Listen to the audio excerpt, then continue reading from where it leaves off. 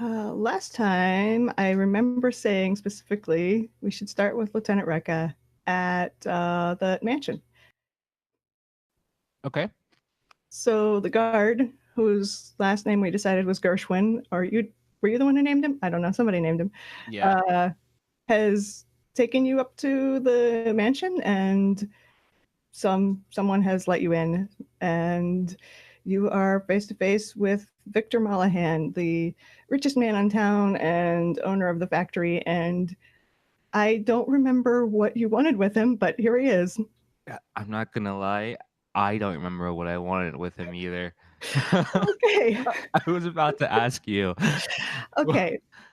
Let's figure this out. You followed his like bodyguard here. Oh, is that who he was? Yeah, Corbin. He was the one who was asking about the people in the sewers, Sewers, yeah. and he said that that he thought they were the same people who had stolen something from the factory. And you followed him here. My recollection was that his nosing around made you suspicious. Gotcha. And that was why you followed him there. And then we ended up at the mansion following basically like a different trail of breadcrumbs, following someone whose brother had following up on someone whose brother had gone missing. Yeah, I think you're on the way to the factory. Yeah. Oh, the factory. That's right. Yeah. Yeah. Which is in the same, yeah, it's in the right direction. Gotcha. All right. It's all coming back to me now. And also I forgot that you have senses that can pierce lies. Yeah. Not everyone was 100% truthful with you last time. Shockingly. I don't think anyone just told you a complete fabricated lie last time, but definitely Corvin was not, 100% honest with you. Greta was not 100% honest with you. I think those were the only two, other than like the blacksmith's assistant was definitely exaggerating the quality of their wares. Okay. So I just wanted to make sure that because you had that trait, that you could get full advantage of it. Okay. What were they? Do you recall what they were honest with me about? Greta was not being 100% honest with you about the details of that attack. I guess you don't necessarily know the truth. You just know she was lying, right? Right. Okay. She has something to hide. Yes, she's hiding something, and Corbin is also hiding something when he talked about why he wanted to find them. And that probably led to my suspicion of Yeah, that makes sense. Me being here. Okay. I figure out of character that you probably got both of those, but I think in character I wasn't clear of that. Gotcha. Okay. So I'm here in this room with this guy. You're here in this room with this guy. Actually, both guys. Corvin is here too. He's just kind of standing off to the side, being a bodyguard. Okay. So I will introduce myself and I will say, greetings, Lieutenant Rekka of the Third Order. And I'll show him my credentials. And I will help myself to whatever seat is available. All right. Yeah. You sit down. He sits down. She said, well, all right. I can't imagine what interest the Third Order would have in me, but ask me your questions. Me neither. Not until recently. When your man Corbin here spotted asking a lot of suspicious questions in the streets, and something about a robbery, a theft of some sort. As you know, the Third Order takes these kind of matters relatively serious. I was wondering by chance if you could shine some more light on what exactly went on, and myself and my team will investigate. Is Corbin a suspect? That's not for me to say as of yet. Are you asking about the robbery, or are you asking about what Corbin is up to? The robbery. Well, 3 of my employees took plans and documents from the factory and ran off one night. It was right before the blizzard that blocked the passes, so I have to assume they're still in town. Mm-hmm. And when I heard that there were bandits in the sewers attacking people, I made the obvious assumption. Do these employees have a name? Yeah, he'll tell you their names. Their names are, I have them written down and everything, and I still don't. Okay, their names are Roslyn, Thronduil, and Abade. And why do you think that Rosalind, Thorondale, and Abade would steal something from you? Multiple things, important things. Your guess is as good as mine. I suppose maybe they wanted to start making a business of their own in another town. Or sell it to a rival. I have no idea why someone would want to steal such a thing, but they did. Is that what they stole? Like blueprints to your business per se? Like how you manufacture whatever it is you manufacture here? Or Yeah, plans for the products and also for the equipment that we use to make them. okay. Do you know if you have any rivals? Anyone who'd be willing to pay good money for this information? Not here. Or would this information somehow sabotage you if you did not have it on hand? No, we can recreate it. We have people, who know all the processes there. There's certainly nobody here who makes equivalent products, but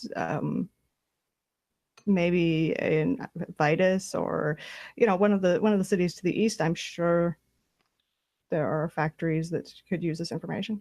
Mm-hmm.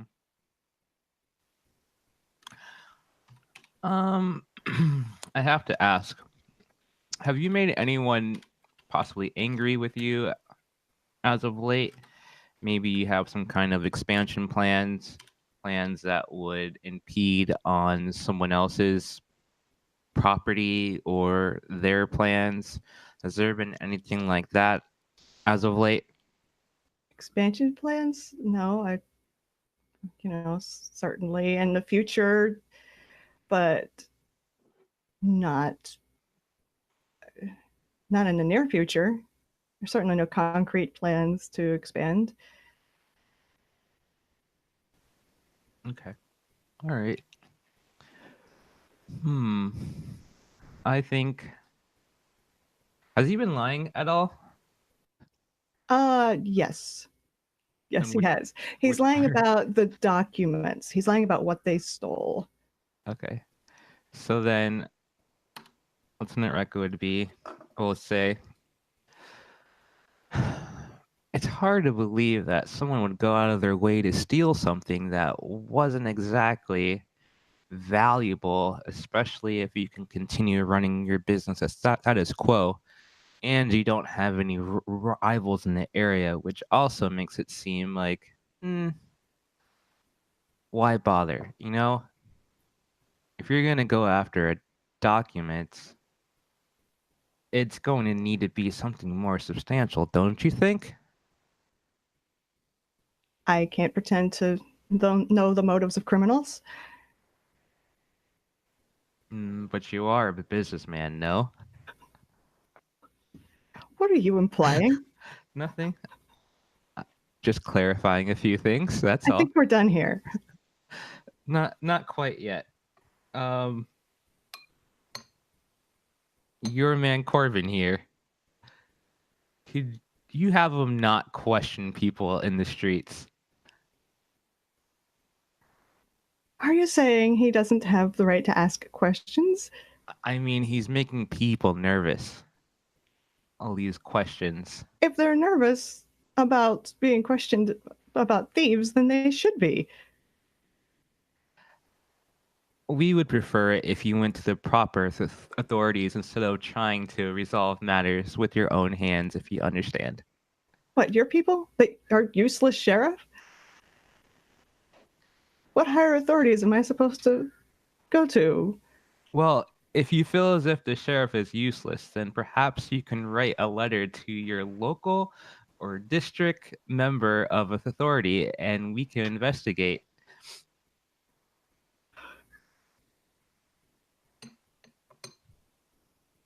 Well, you can feel free to investigate now if you like, since you're in town. Yes, but this was a circumstance. I just happened to be here. If I wasn't, then what would have happened then? What would have happened then is... Yeah, you would have taken matters into your own hands. There would have been bloodshed in the streets or in the sewers in the factory. Things would have gotten out of hand. The sheriff would have gotten involved. Multiple people would have been arrested, lives lost, whole 9 yards. You know how this goes, right? I'd like to think we're a little more competent than that. Well, there would not have been mass warfare in this town over 3 thieves. I'm not implying We take things, there would have care been of things mass a little warfare. more cautiously than that. All right, well, I think I have everything I need here. If you don't mind, I'm going to go ahead and interview some of the factory workers before I wrap things up here. And I will go ahead and see myself out afterwards.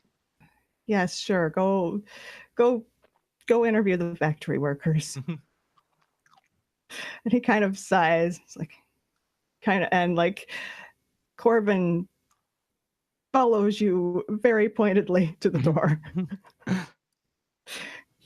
And you find yourself outside, standing by the gate as Luciano, Harvo, and a dog come by. Is that a pupper? Lieutenant, I believe this is the first time that I have seen your facade crack in this manner. I don't know what you're referring to. I would have brought you a puppy long ago if I had known that it would have such an effect on you. Your nice lieutenant likes puppy. I do not know what you're referring to. Are you insinuating that I am not a professional?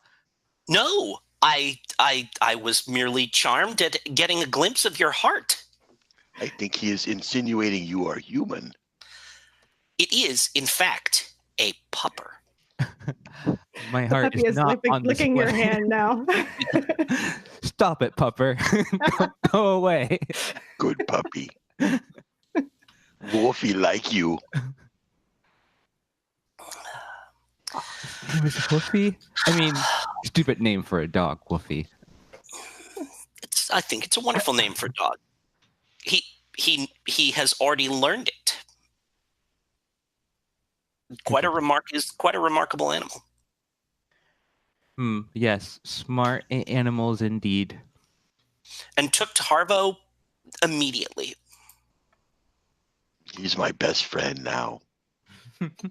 Except for Luciano. He's my best friend mostly. Do you see what he did there?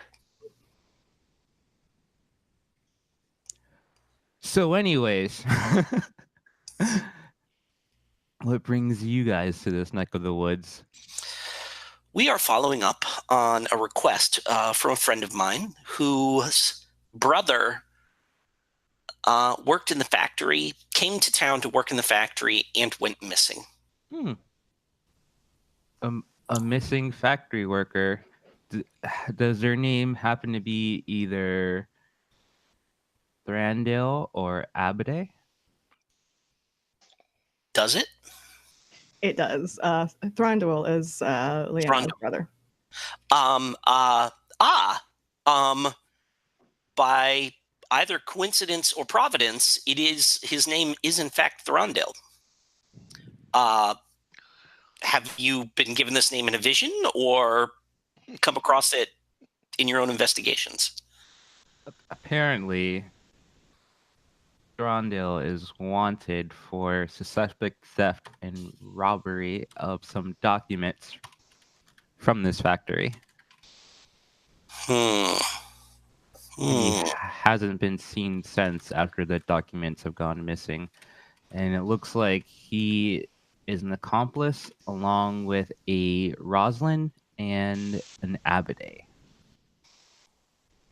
Well, there's three likely scenarios here. One is that they're guilty. The other is that they're being painted as guilty. Then the third is that there's no relation whatsoever. Have your investigations yielded anything about the likelihood of any of those three possibilities? Not yet, but there's definitely more than what people are telling me, and what they stole doesn't add up to their actions, because what they stole seems to be relatively inconsequential to any goal that would require robbery and then vanishing. Well, there is a third possibility, rather a fourth, which is that they were suborned by someone else into this and then gotten rid of. I hope that's not the case, and that we find them, at least that we find them alive. But it's been several weeks. Is that right? It's just been a few days. Oh, a few days. But it's been several days, so there's hope. But I think we'll want to pursue this investigation zealously. We were headed to the factory to speak to some of Throndel's co-workers. Mm-hmm. Have you been there? I was actually on my way to go speak to some of Throndel's co-workers as well. Perhaps we can work together. Let's go. It's been my experience that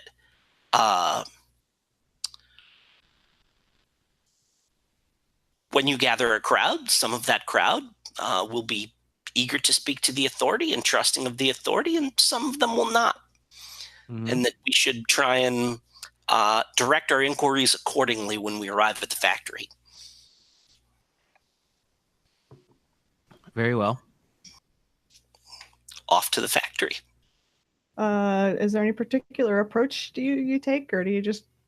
I assume that Rekka just walks right up and demands to question the employees, but the other two of you spoke with the owner of the factory. Yeah. And he gave you permission. Yeah. So we should use that as our means of entry, because he did give you permission. Yeah. I can let them know that at whatever gate or security point that they have. And so when we present ourselves at whatever guards, as Lieutenant Rekka is very, conscientiously saying exactly what the factory owner said we were allowed to do, I am kind of embellishing that with, he was very insistent that we be given access to every part of the factory. He assured us you would cooperate fully with our investigations. Yeah. He asked us to report back on who answered his questions and did not. And I think that Rekka is just going to be extremely forceful with her demands and just be like, we are here to interview the workers or accomplices of a Roslyn, Thorndale, and Abade, and I will show them my sigil of authority, and just let them know it's just like, your two options are to let us through or be arrested as an accomplice to the 3 suspected bandits. The Third Order's taking an interest in 3 thieves. All right, come on in. And Harvo, Woofy runs up to one of the like guard dogs and like greets him, and like these dogs are clearly familiar with each other. They're just like wrestling in the dirt, and the guard is like, stop it, come on. Be professional. Harvo just gets in with them. He's down on the ground. Like, are these your friends? Oh, these are nice puppies. And so they're basically all of them in a pile now, and they're licking each other, and Harvo's licking them, and it's like just everybody's getting to know each other. Rekka is whispering to herself, like, don't look, don't look, don't look, don't look. Yeah, these vicious guard dogs are they really like Harvo. So while this spectacle is going on, I'm going to kind of detach myself from the group and, just sort of kind of wander down the hall and kind of get myself lost in the factory. Okay. Rekka can question people officially. I'm going to make my way to whatever passes for a break room or lunchroom. Okay.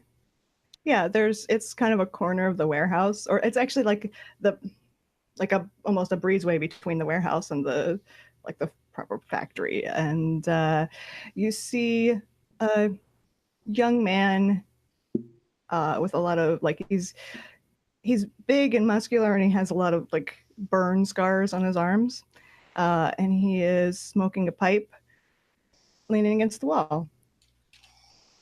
And he looks up at you and kind of looks. You're new here. I am, sir, but I will not be joining you on the factory floor. This is part of a new initiative that the owner is considering to raise morale. And I just kind of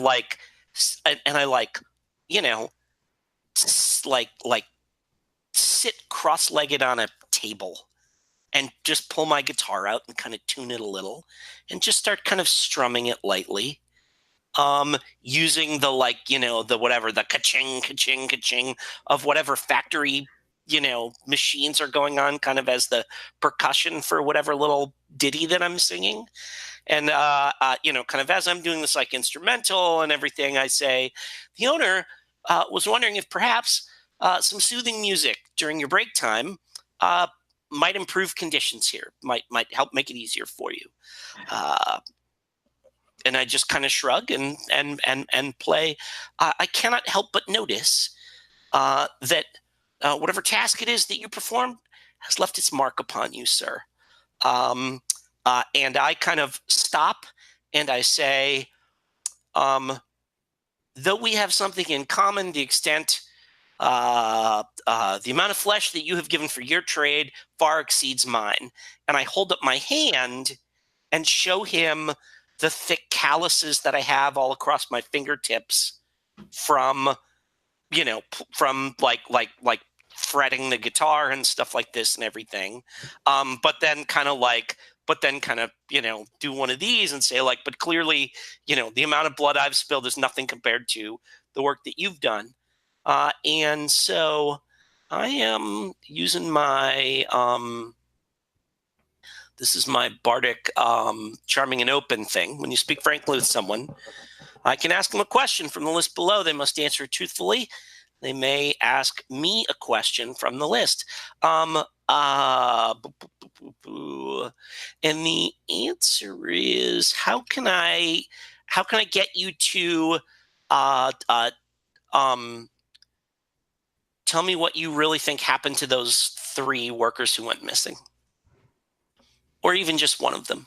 I'm trying to think of how you would get the answer to this.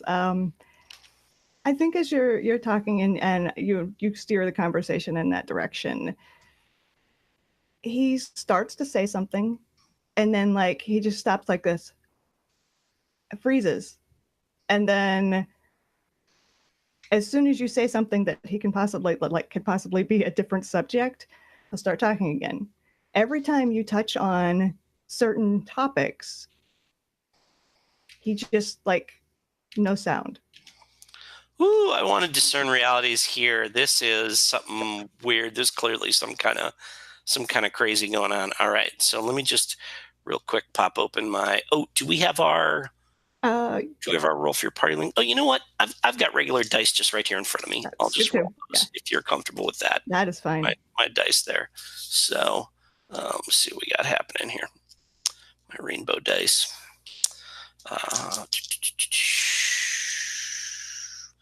And that is on wisdom, so I get a +1 on that. 11 + 1 gets me to 12. Okay. Certain realities. That's 3 questions, I think. I believe it might be. Right. So give me just a second here to pop open my my move sheet so that I know exactly what I'm doing. I always forget to open basic move sheets. Yeah, that's okay. Discern realities. Who's really in control here?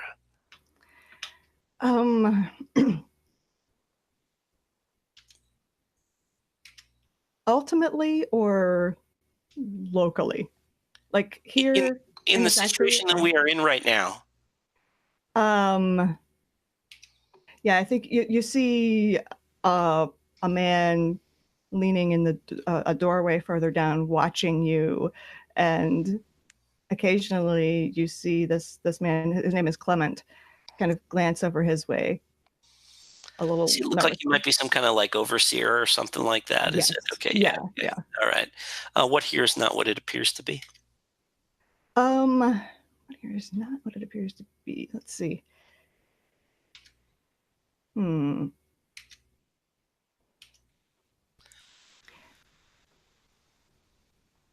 Okay. As you walked in, through this factory, you saw the door to like the magic workshop where they actually do the enchant these items, right? It's small. And the people you didn't say, like, I don't think you went in, but you saw like some movement through that doorway, and there's like 3 people on shift right now. And I think you know enough about the world and enough about magic to know that does not make any sense at all. Like 3 people, even working around the clock, 9 people couldn't possibly keep up this production level of enchanted objects, even crappy low-level enchanted objects. There's no way. Yeah. All right. And the third one is what should I be on the lookout for?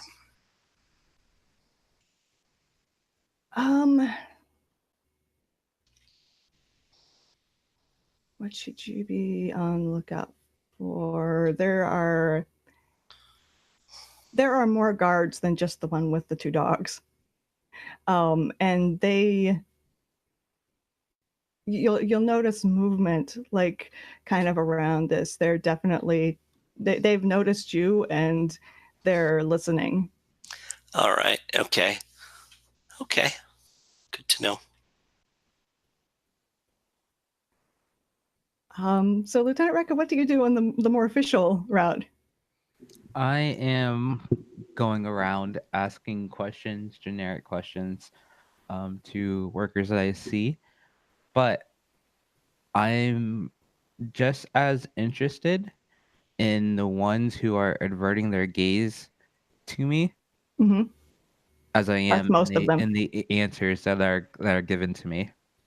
Okay. No, most of the workers are avoiding talking to you. Okay. They don't want to be noticed. You find one woman who is kind of leaving, her end of this long table where they're just sliding down this. It looks like a little knife.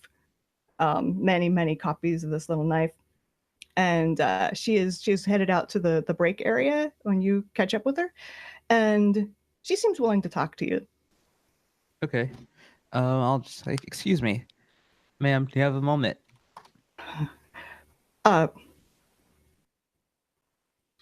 Long as I don't get in trouble for talking to you, sure, I have a moment.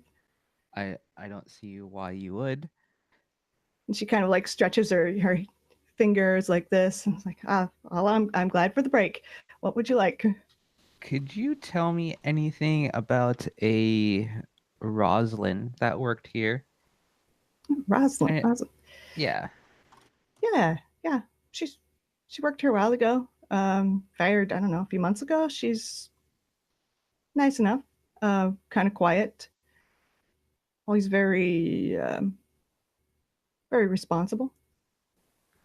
Anything that stood out to you about her? Did she seem unhappy, maybe distracted? Has she been messing up lately, maybe more than usual? No, and that's what's funny is I don't know why she was fired. She's they said she stole something, but she didn't seem like the type to steal anything to me. Mm-hmm. And what about Abade? Now Abade I could believe would steal something, but just for a prank. Yeah, So real kind of a joke. jokester. Yes. Was he? Yeah. He's nice enough guy to have around. Kind of kept the place entertained a bit, but I could see. But yeah, he was also fired. I don't know, maybe a couple weeks after Rosalind. Oh, really? Okay. And Thorndale? Now Throndel, yeah. Oh, that man was a disaster. See those scorch marks over there? And he she points at the doorway to the magic workshop, and you can see in the door frame there's this black scorch mark. He damn near burned the whole place down. Is this from like a lack of training or taking shortcuts, lack of experience, Plain stupidity. stupidity? Yep, that'll do it. All right. And when was he let go? Bit before Rosalind, maybe. Had to have been 3 months ago now. I think it was back early winter. Okay. So he was fired first for, I'm assuming, stealing something, and then Rosalind was fired for the same thing, and then Abade. No. Thondo was fired for almost burning the factory down. I see. Rosalind was fired for stealing something. Abade, I don't know the details. I didn't see that, but I can certainly imagine him being, playing a prank that went wrong. Mm-hmm. Annoying the wrong person. What's the general consensus here amongst workers? Does upper management treat you well? Has there been any kind of like disrest? How's morale doing? It's a factory. It's not like we're all. It's not a party. Mm-hmm. They have to pay us to be here. Nobody wants to be here, for fun and their time off. But that's good enough, They don't stand over us with whips, if that's what you're asking. Yeah. And I guess last thing is, do you possibly know why anyone would want to steal those documents? And do you know what documents those are? Documents. Is that what Rosalind's supposed to have stolen? Documents. Oh, I suppose if she was going to steal anything, that makes sense. I have no idea what they were. No idea. Okay. All right. Do you think you might be able to escort me to your supervisor before you leave? She just points, and standing in a doorway looking the other direction, down a ways, there is a kind of a tall man with graying blonde hair. Okay. I'll walk to that dude then. He turns around. He looks a little startled. Looks at your armor. Looks at your symbol. What would the third order? Can I help you? I'm here to investigate some stolen documents. Do you know anything about this, Oh, Mr. the stolen documents. I'm Ambrose. Mr. Good to meet Ambrose? you.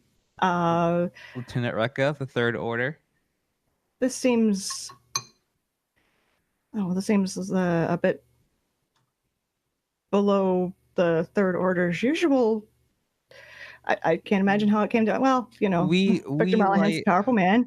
We like to cut off corruption at the root of the plant, if you know what I mean. Any sign of it, anything at all, requires utmost attention these days. These are, as you might have guessed, troubling times in the kingdom. All right. Well, what do you want to know?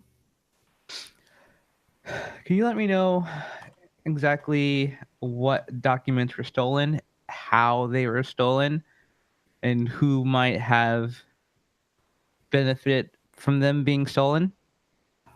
They were kept in a drawer upstairs in the office, and he kind of points to this little balcony that kind of jets over the factory floor.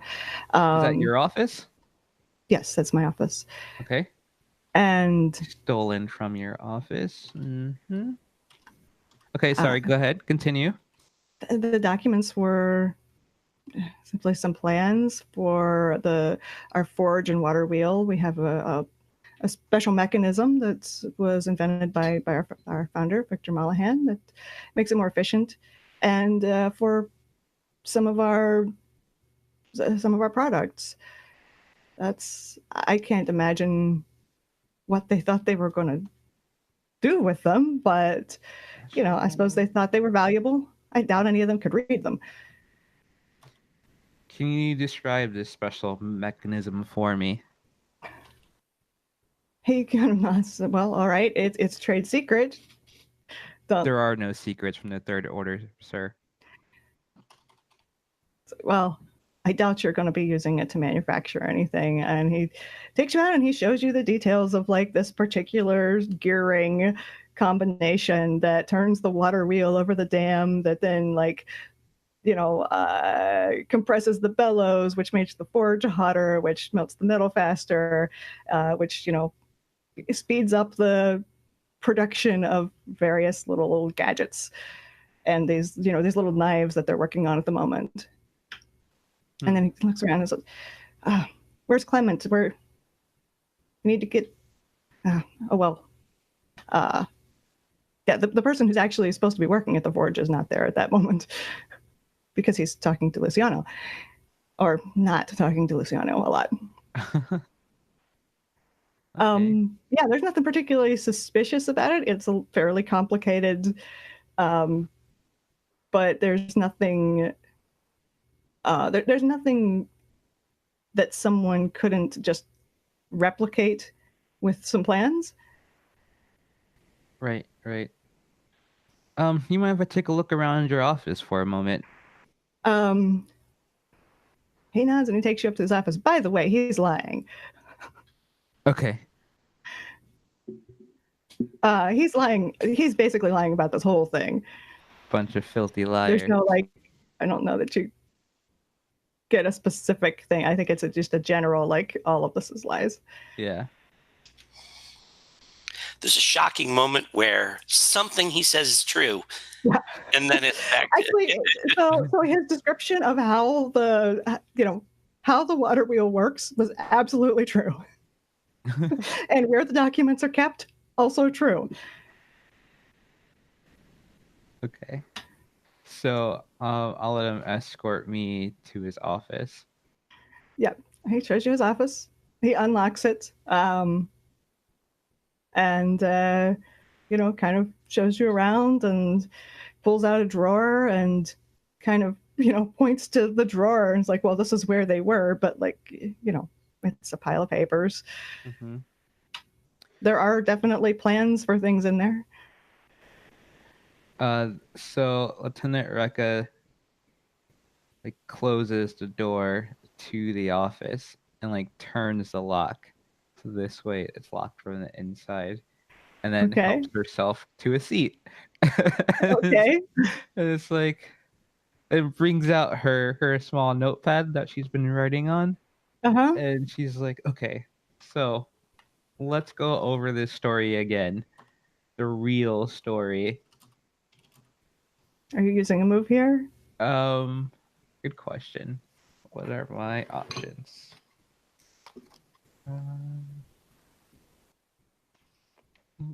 This isn't I Am the Law, is it?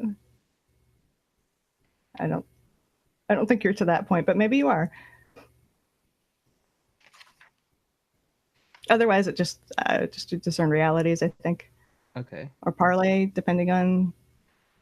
What's the dice? Did you post it? Oh yeah, sorry, it's in the chat there. It's a singularly possible lemming. Okay. So I think I'm gonna parlay. Okay.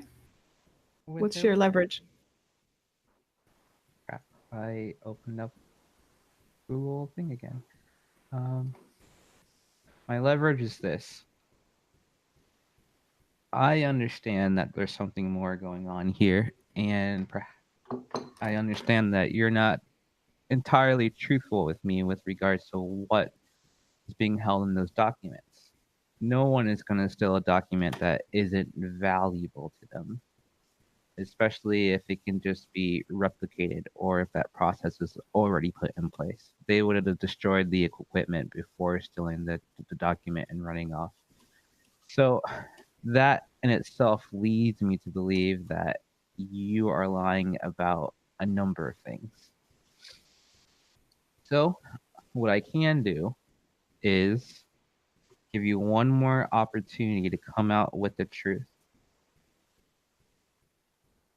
In doing so, those who are held responsible will be brought to justice.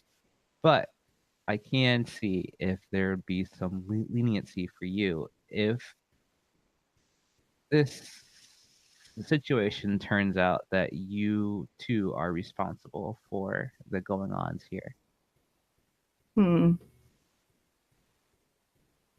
Yeah, okay, roll. Yeah. That'll work. Parlay is charisma? Yeah.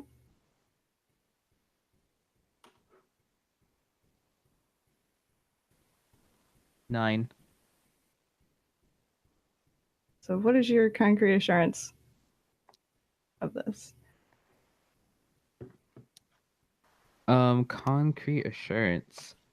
Yeah, he does. I don't think he believes that you have the influence to affect like the outcome if he were accused of something.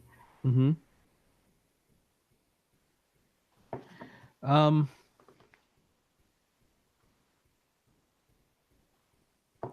Could I make up like a law or a rule? Sure. By a third order? You could. I don't know how you feel about that, but you could totally make one up. Sure. I would just say like citizens who find themselves in the breath of crime, but help bring justice towards co-conspirators will suffer like a certain percentage less penalty based off circumstance. And I'll read that like verbatim off of whatever section, paragraph, sentence that comes from. Oh, you're making you the player are making this up, not you the character are making this up. Yeah. That seems a little out of character for for Lieutenant Rekka to just make up a law, but okay. No. I see. Yeah. As a character, you can absolutely make it up. Yeah, if that law exists and you read it to him, I think, yeah. I just won't tell him what that percentage is. It's like 5% or something. 10%. Like, okay, this guy gets 20 years and you get 19 and a half years. All right. Yeah, I think he'll cooperate to a certain extent here. Okay. He kind of sighs and says, "What specifically would you like to know?" I want to know the truth. The truth. The truth. All of it. Yeah. But you can start at what the documents were, and you can start at who stole them and why.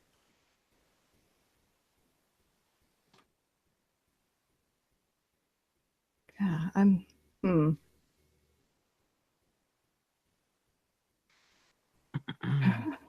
What's that percentage is that T again? over there? Is that T that I see? Yes, there's tea. Okay.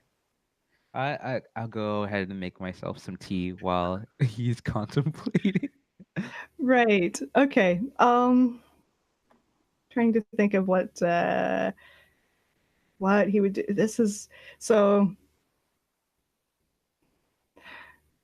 By what percentage? Is the first thing he says. By asking me that, you're admitting that you're guilty.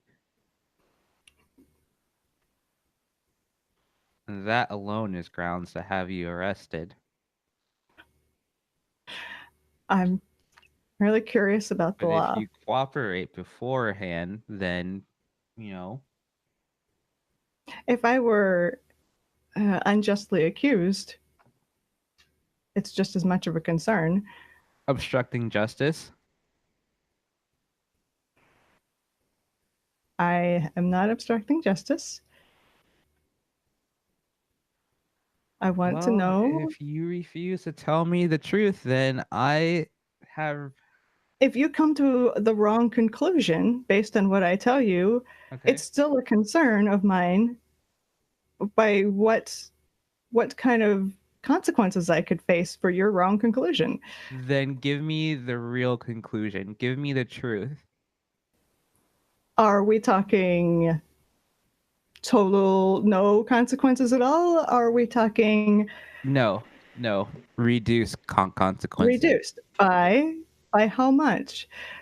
That's not up for me to decide. That's a very vague law. Well, They should really look into that. laws are vague. No, they're not. They're not supposed to be. Look, I did not write the law, right? I'm only enforcing it.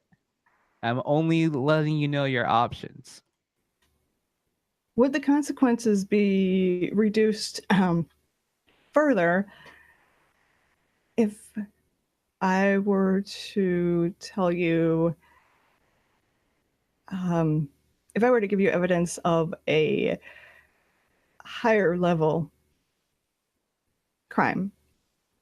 Something more than 3 thieves stealing documents. Yes, that's what you do. You get them to flip on their boss. Dude, don't say no. I don't think that. That's how an investigation works. I don't think that what I have currently is relatively substantial. And it's kind of obvious that there's a higher hand at play here. Well, I can give you information that will lead to a much more serious crime in return for my name not coming up in the report at all. In return for your name not coming up in the report. Are you trying to hide Believe from me, someone? they won't care about my name. Are you trying to hide from someone? Yes. Of course. Okay. All right. Very well. Give me the information that I require and your name will not show up on the report. All right. There were no documents stolen. Aha! I knew it. Arrest this. No, I'm joking. Those 3 people didn't take anything. As far as I know, they were, they barely knew each other. Have you heard the story about the vampire? No, please elaborate. You've heard references to it, but nobody has told you the details of it. Well, about 3 years ago, we had a vampire in town. And she killed a lot of people, including Victor Malahan's son, including the sheriff's son, including, many people, but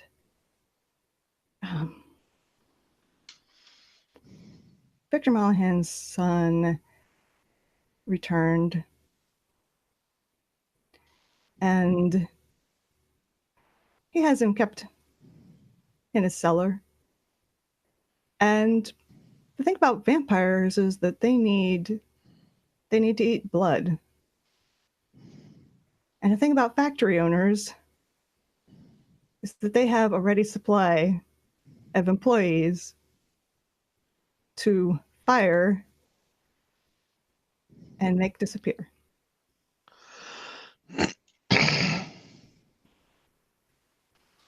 How long have you known that this has been going on? 3 years. A little over 3 years. So are you saying that Rosalind, Thranduil, and Abade were fed to Victor's son? That's exactly what I'm saying. And more before them, more after them. I'm sure it will continue. Do you know where his son is being kept? No, I don't know for sure. I suspect that it's somewhere near his house. I know you can get there through a tunnel from the sewer. Okay. Do I, as a character, know where Victor's house is? You were just there. Oh, yeah, that's right. That's right. Yeah, that's the house you were in. Damn it, I should have just... What, here's evil. And I would have probably found it. You would have, yeah, now that I think about it. But you already knew that, like, Corbin was evil, so Yeah. you didn't really have reason to check. But yes, you would have. That would have tipped you off for sure. Okay. All right. Who all knows about this?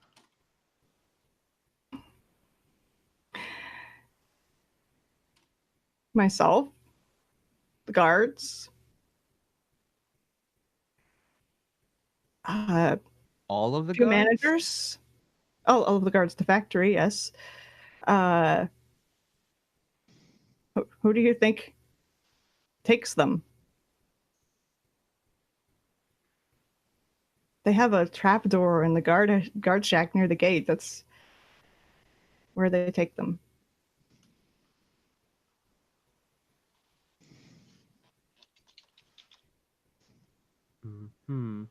Has he been lying about any of this? No, he's not lying about any of this. He's left a few people out who know. Okay. But that's all. Is there anyone else that knows about this? A few workers, but they're not going to talk about it. I see. So it's an accepted company culture thing. An occupational hazard, if you would. You could say that. He did say a few workers, not all of the workers. So, Rekka probably closes her notebook and like leans back in the chair and sighs. And it's just like, okay, I think I have what I need. And then she leaves. Okay. Harvo, aside from wrestling with dogs, is that what you're doing? Just wrestling with dogs, or? Well, for a little while, and then they'll settle down for a few minutes and realize Luciano is not around, and neither is Lieutenant Rekka. So he is going to look at Wolfie and say, well, we need to go find our friends. And he's going to wander in the most obvious direction they might have gone. And just going to wander into the factory and, big smile on his face, Wolfie at his side. They're both dirty and smelly. Okay. Wolfie actually looks a lot like some of the guard dogs. Like I said, there seems to be a limited genetic variation in the dogs in the town. He's smaller because he's a puppy, but I think just his presence here kind of gives you a little bit of an excuse, like maybe you're here to sell the guards another dog, or so I think because of him, people are going to look at you a little oddly because you're covered with dirt and grass and snow, but I don't think anyone's going to stop you. Well, so he's going to wander in and say, where do you think Luciano went? And he'll pull out Winston. Okay. And so he will talk to Winston briefly. And it's like, we should think like Luciano, which has no frame of reference for him. And he puts Winston away and wanders in a random direction. Okay.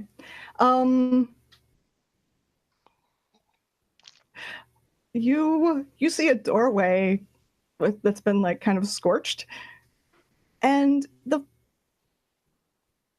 scorch mark is at about the same height and roughly the same size as the one in the cellar under the lazy bear that you saw. That concerns him. He immediately recognizes that and looks at Wolfie and say, this is a bad thing. We found this down in the sewer. And there was always something bad around this. So it's on a door. Yeah, it's just kind of on the door frame. You're going to push it over. Everyone okay in here? Several people kind of turn and look at you, and they're messing with various strange gadgets, mostly made of like very thin hammered metal. And one of them, like, yes, everything's fine. Who are you? Someone burned the door. Yeah, that was months ago. We just haven't. Look, is it a problem that we haven't painted it yet? I don't want to take time out of our business schedule to paint it. My friend Luciano wants to know who did this. A former employee. Who are you, sir? Harvo, this Wolfie. Like, oh, you making Hello, machines? Harvo. Are you? Oh, you're. Is this one of the guard dogs? He's very good at guarding, and he's smart. You're in the wrong place, sir. The guard shack is just near the gate. And he doesn't see Luciano or Rekka in here, obviously. No. And there's also machines in here, which make him very nervous. He does not like technology. So he's going to back out and say, all right, if someone comes and burns this door again, you come tell Harvo. And he'll close the door and goes on his way. We'll deal with it. Thanks. Good day. And he'll wander deeper into the factory. Okay. I think eventually, you'll find Luciano in the breezeway / break room. So I'll stomp over to him. I don't know if he's trying to be like surreptitious or anything, but Harvo has great present, so he'll stomp Yes, over it. yes, I am trying to be surreptitious. Harvo would not know that, so he'll say, "Hi, you can call him buddy." music. That's right. I forgot about he's playing music. Yes, yeah. I had a whole spiel about how I'm some nameless troubadour hired by. Yeah, awesome, cool, excellent. Turn my key, brother, please. Yeah, so Harvo will he just comes stomping up with Wolfie, and he lights up when he sees his friend. Oh, there you are! Hey, somebody burned this place, just like downstairs. Yes, which would be, and I kind of look at the little crowd of factory workers, which would be interesting if I were in fact investigating something like that. Was he playing, by the way, when I approached? Yes, yeah. Oh, Yeah. well, so let me retcon a little bit. He would never, ever interrupt Luciano playing. Okay. So in that case, he would come up and say, "Oh, there's Luciano." And, and he would stop and listen. And Wolfie, he would say, "Listen, this is beautiful. Oh, it reminds me of my babushka. Play the ukulele so sweetly." And then I finish, and then you interrupt, and I think that's great. And I kind of shrug innocently, and I say, "Gonna take a break for a moment, folks. If you'll excuse me, we'll be back momentarily." Yeah, you guys have just found out a whole bunch of stuff. And Harvo and Luciano, you're going to talk privately. That's right.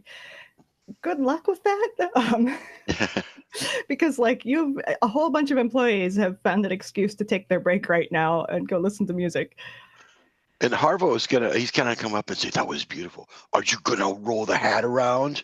Because usually Luciano would pass a hat after a performance. No, this is I loudly say, "No, of course not. I won't be passing the hat because the factory owner has generously agreed to pay my performance fee so that I can raise morale for these workers." And I say, "Folks, if you'll pardon me, my associate here, he serves as my bodyguard and bouncer when I go to venues that are less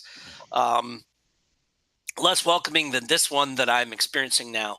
But if you'll excuse us, please, it is time for us to walk his dog."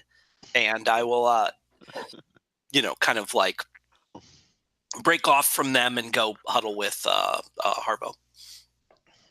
Well, I Harvo reluctantly go back to work. Yeah. Harvo was very excited about. He found more of those scorch marks, and he would show him.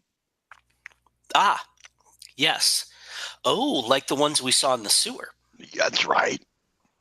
Okay. All right. Did we uncover anything else? They have bad machines in there. He points to the door. That's all he knows. Well, we should perhaps we can see. We can let's get back together with the lieutenant, see if she's learned anything important, and then we can proceed from there. Yeah, Harvo is all in for that, as he is for everything Luciano asks him to do. All right, and so I think we'll track down the lieutenant. Okay. Where do I find you? Um, Having left with this very important information, what do you do next? I think. How far is the factory from the main town? Or is it in the main town? Like a mile, maybe. A mile. Less than that, probably. Is there carrier pigeon service in between here and there? No. No. Okay. All right, then I guess they'll find me roaming in the halls or something. Okay. Yeah. Lieutenant. Harvo has made some interesting discoveries that will possibly advance our investigation. Oh yeah? Go on. And I kind of look to Harvo. So Harvo would show him, or I guess we're not in the same part of the building. So you remember down in the sewer where they burned the walls, burned here too. And he would describe the scorch marks that he found. Do you know what made said scorch marks? Bad magic, that's what I think. Which means any magic. It's all bad to him. Someone reported that a Thranduil almost burned down the factory by being stupid, and that's what caused the scorch mark. I'm dubious about that, given that or perhaps whatever it was that Thranduil used was being used in the sewers as well. Precisely. Did you make any progress? I did, but none that I want to say between these walls. Then perhaps we should retire back to the inn. Yeah, that sounds like a good idea. We can regroup, gather our thoughts, come up with the evidence that we were supplied, and formulate a plan from there. Excellent. Yeah, y'all Back can do to the that. hotel. Yeah. And on our way to the hotel, I'm going to fill out a very detailed report about everything that I learned. It's going to be a couple of pages long, of course. So it's going to require a couple of dubs or pigeons. Are you just walking along, writing all these in your notebook, and then like stop at the carrier pigeon guy? Yeah. Okay. And I assume this is where you fill us in on everything? And the vampire in the basement and all that kind of stuff? Yeah, so I think that Lieutenant Rekka is talking to them and filling them in while writing at the same time, and it's kind of mimicking the two. She's writing down what she's telling them, word for word for the most part. So can I invoke my bardic lore here, since I'm Sure. learning about a vampire spawn that this guy is keeping in his basement? When you first encounter an important creature, location, or item covered by your bardic lore, you can ask the GM any one question about it. The GM will answer truthfully.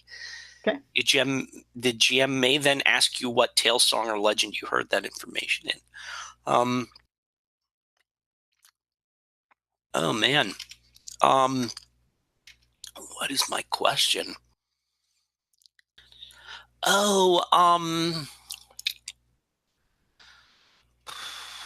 Is there a way that we can figure out I guess we've kind of already figured that. I was going to say what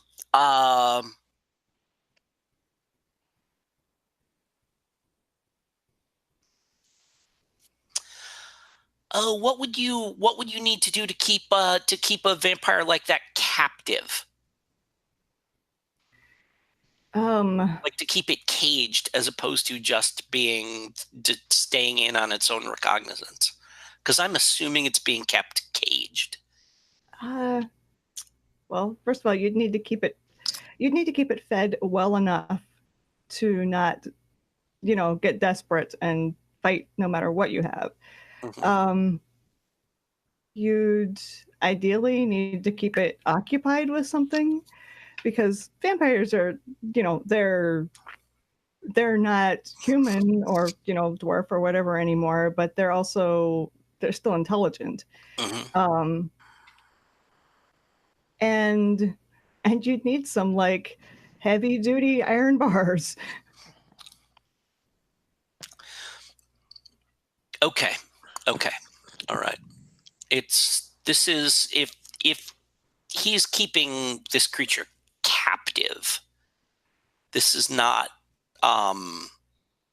like he can't just do it like with a shackle on a wall. I mean, theoretically might be able to, but sorry, well, I'm sorry. I apologize. That was not a question. This is me in character saying I this see. to Yeah. the other. Actually, never mind. You're right. You're Yeah. right, because they can change their appearance, change at least form a and little stuff bit. like this. So like they need maybe some kind of magical wards or something like that. Like the details of it might even vary from vampire to vampire. But Yeah, this is not like this requires effort and resources to keep it caged. right. You couldn't just put it in a jail cell. Yeah, And like exactly. All leave right. and And expect that so to be fine. yes.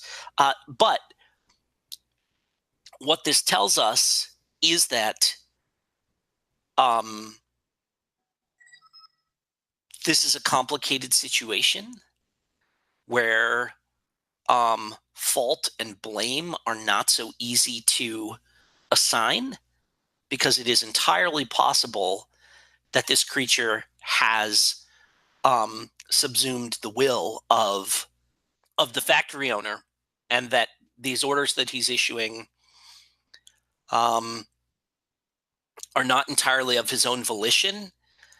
And even if they are, it's because he thinks he's doing something for his son, and this creature is in no way his son, but is using that because that's what they do.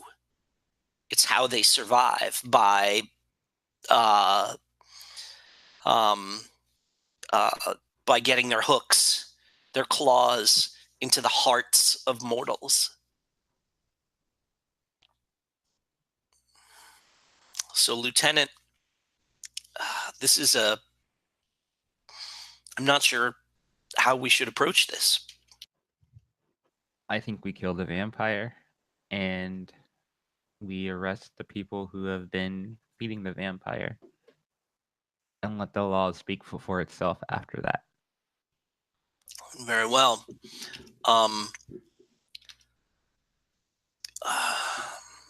We're going to need to go prepared, because it's also possible that this creature may not be as caged as it has led its captors to believe it is. Mm-hmm. So we should go. We need to come prepared to kill a vampire. And I just kind of raise an eyebrow and I look at Harvo.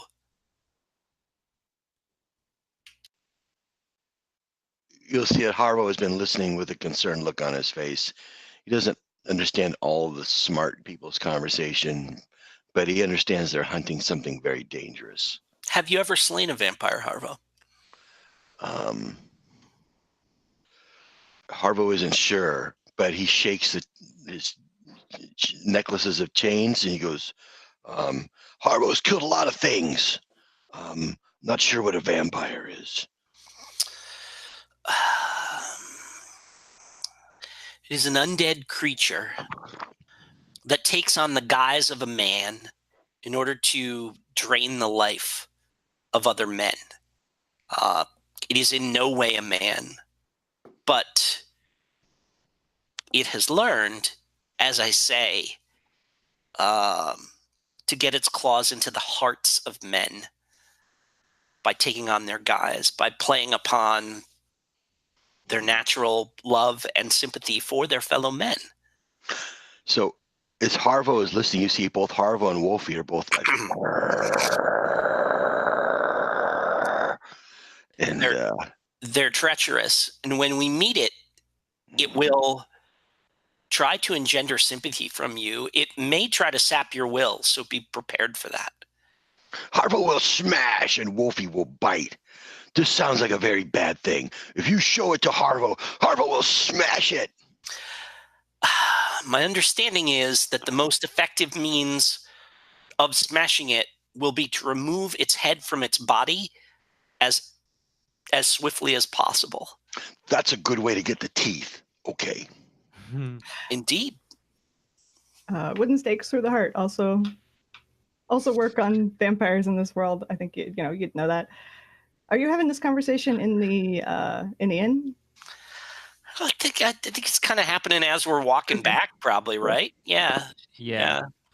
because Lieutenant Rekka is still filling out her. Okay. And when we get back, I think I may. Man, do I want to talk to? What is her name? The sister of the guy who went missing. That's Leonel? Leonel. That's right. She's the student. Yes, yeah. So when we return, I'm going to go find Leonel. Okay. Yeah, she kind of looks up. Oh, there you are. I wondered when you were getting back. We have done some. We did some investigating. And I kind of look around and I say, let's find a quiet spot here. Yeah, she kind of, as soon as she sees the look on your face and you say, we did some investigating, she's like, Yes, yeah. Oh, yeah, I look concerned. And I sit down with her and I fill her in on what we've learned with the caveat that we still don't know for sure what happened to her brother. But that if she would like to so does she know anything from her student, like from studying magic, that might help us here? Or she kind of, like taps her hands on that, I assume you have like a bag or something. Yep. If you have that sun disc in. Oh, yeah.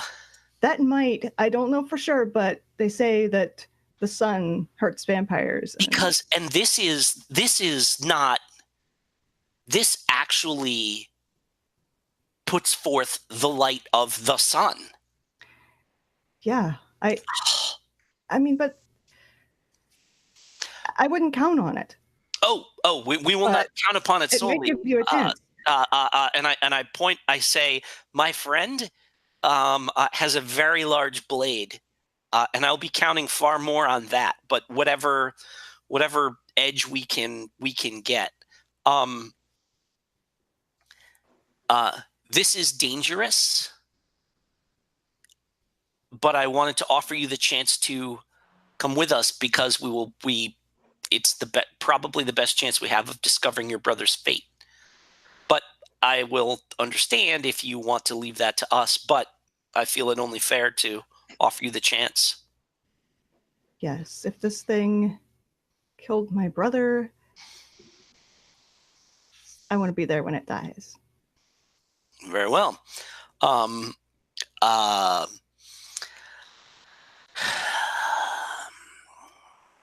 If you feel capable of wielding a blade with which you can remove this creature's head from its shoulders, bring that along. If not, sharpened wooden spikes driven through its heart, I have it on good authority, will also slay it. She kind of said, well, I know where I can get those. Greta's grandfather has a bunch of wooden swords. Is she lying? Yes. She's not lying at all. Okay. You're not here. But also she's not lying. I want to be super clear about the fact. Sorry. So joking aside, this is a private conversation. Gotcha. Okay. So sorry. I don't mean to be like curt about it, but this is very much like the two of us. Mm-hmm. I'm offering her the opportunity to come, and if she comes, then it's a fait accompli that I'm vouching for her. But if she says no, then I don't want her, like, I'm the only one she has to say no to, and not like the whole group. So right, yeah, I think she kind of just takes her hand. I've never been a great fighter. I know a few spells, and I will do everything I can. If at any point it becomes too much, or it is very clear that the three of us have gotten ourselves into I say kind of indicating, the adventuring party, the three of us have gotten ourselves into a situation that we can't get ourselves out of, return to town and tell the sheriff. And that's Right. that will be the best. In the end, it may be you that drives the spike through his heart, in which case, huzzah, and I will write a song about it. But if all that you're able to do is to return news of what happened, then that's service enough. Yeah, and she's kind of gets quiet because she's, thinking about what happened, but then she just nods and says, yes. All right, well, perhaps with a smile and some kind words, you can get some of those couple of those wooden swords, and perhaps arm both of us with them. Yeah, I think I can get them. And she goes off to talk to Bennett and get some swords.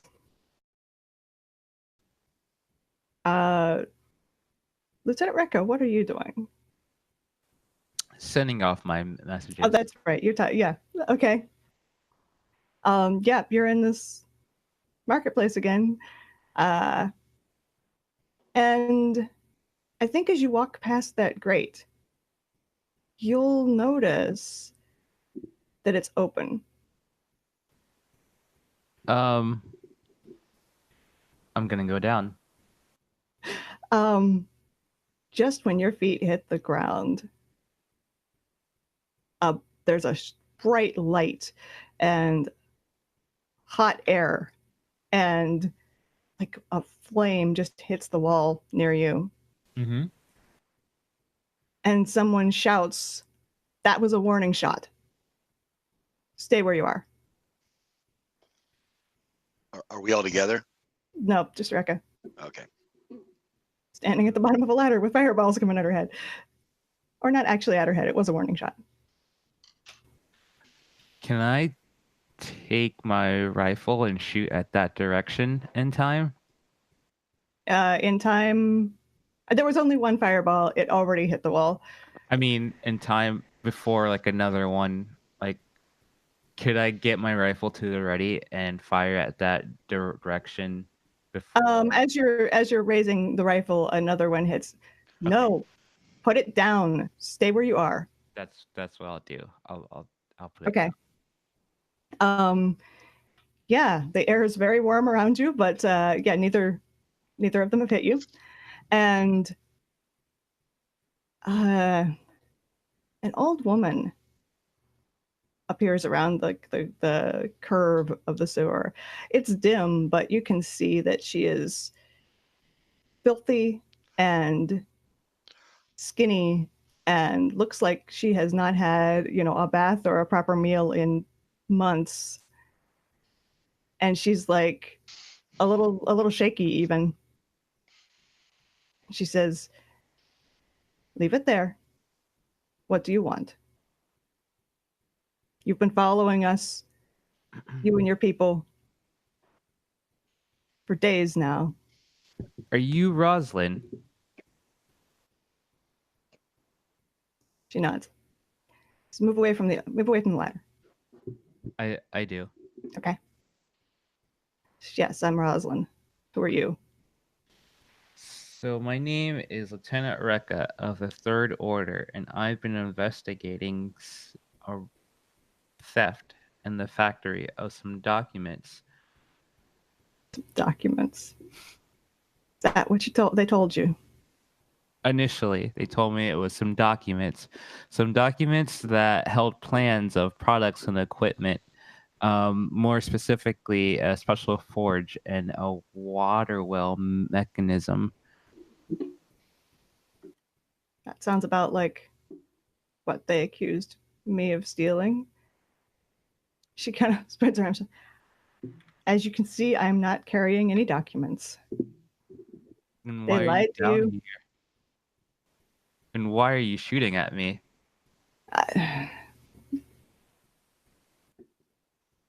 If you had been accused of stealing and you were being hunted by someone and you didn't know why, and suddenly someone in the armor of the Third Order appeared with a rifle, what would you do? I think Lieutenant Rekka takes a moment to think and is just like, I would turn myself in. Yeah, I was gonna say, this is beyond your imagining, isn't it? Yeah. I would turn myself in. It's like, yeah, of course you would. Of course you would. So, what do you think about what they told you at the factory? Well, clearly it's not the truth. And so here I am trying to get down to the bottom of the truth. Why? You going to report this back to Malahan? Or Ambrose? Or somebody Oh, else at no. the factory? I'm well beyond past that now. Where are the other three? Where are the other two? Where are Abade and Thranduil? She kind Are they of still alive? gestures and, like, does this to, call the others. And two people appear beside her, and one is a dwarf. One is a tall, thin man. Actually, they're all very thin and they're all very dirty. And the dwarf is holding looks like a table leg. Was it the three of you that attacked the barmaiden earlier?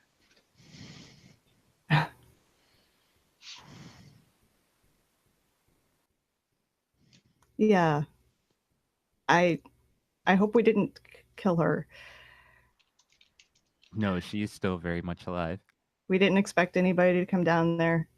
That's good. That's good. I'm glad she didn't do anything to us. She just came down in the cellar at the wrong time. Mm-hmm. Were you guys stealing food? Yeah, food, water. You understand that by Article 3, Section 45 of Paragraph 7, it is illegal to steal under any circumstance. Be happy to pay it back if we ever get the chance. So are you guys turning yourselves in? To who? The Who do sheriff? we... Look, none of the three of us are from this town, but where I'm from,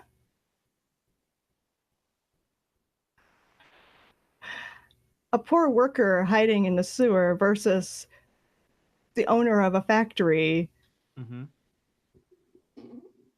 that's not going to work out too well with the local police.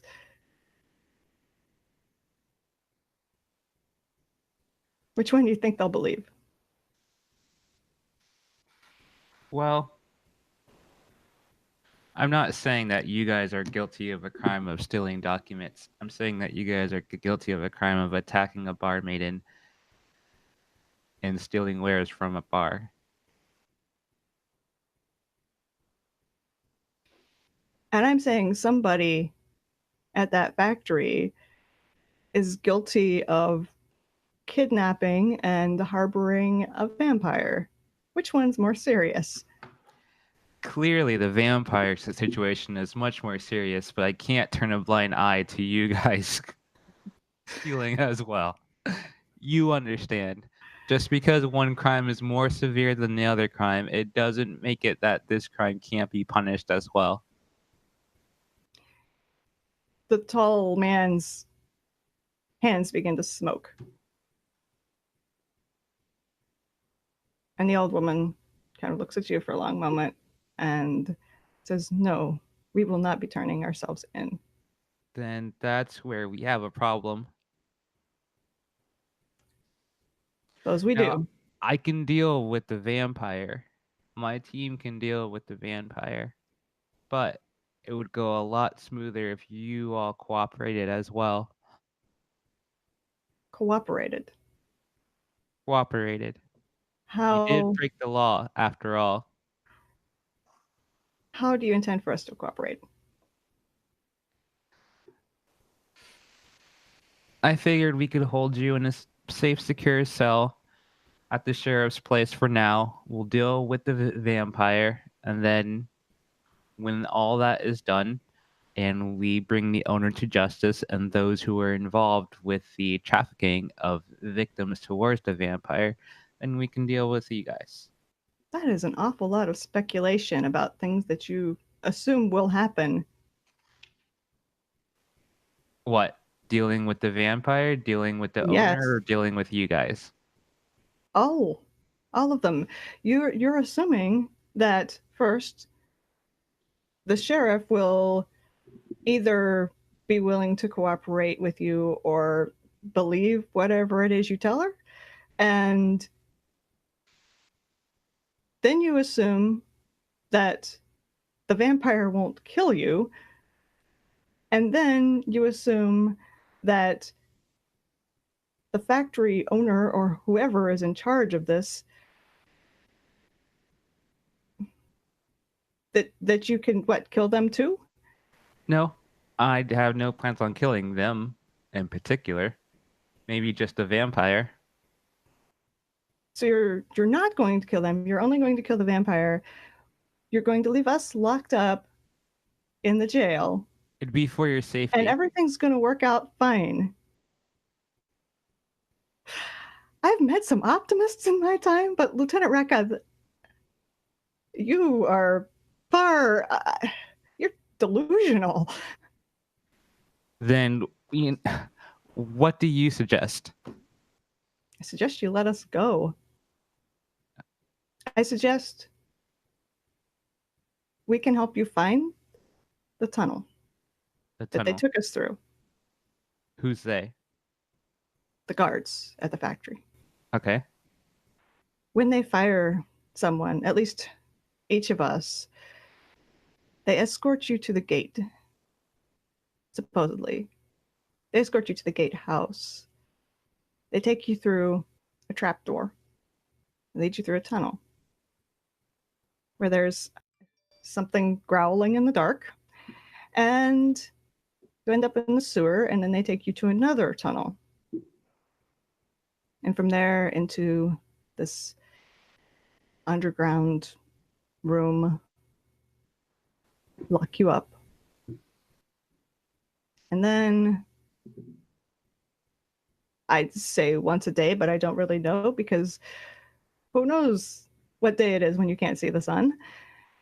They take one person out of the cell, take them to another room, blindfold them, make them kneel down next to the wall, shackle them, and then open a door. Something comes out, pins you to the wall, latches onto you, drains your blood. And then eventually they take you back, put you in the cell again. And they do this until you die.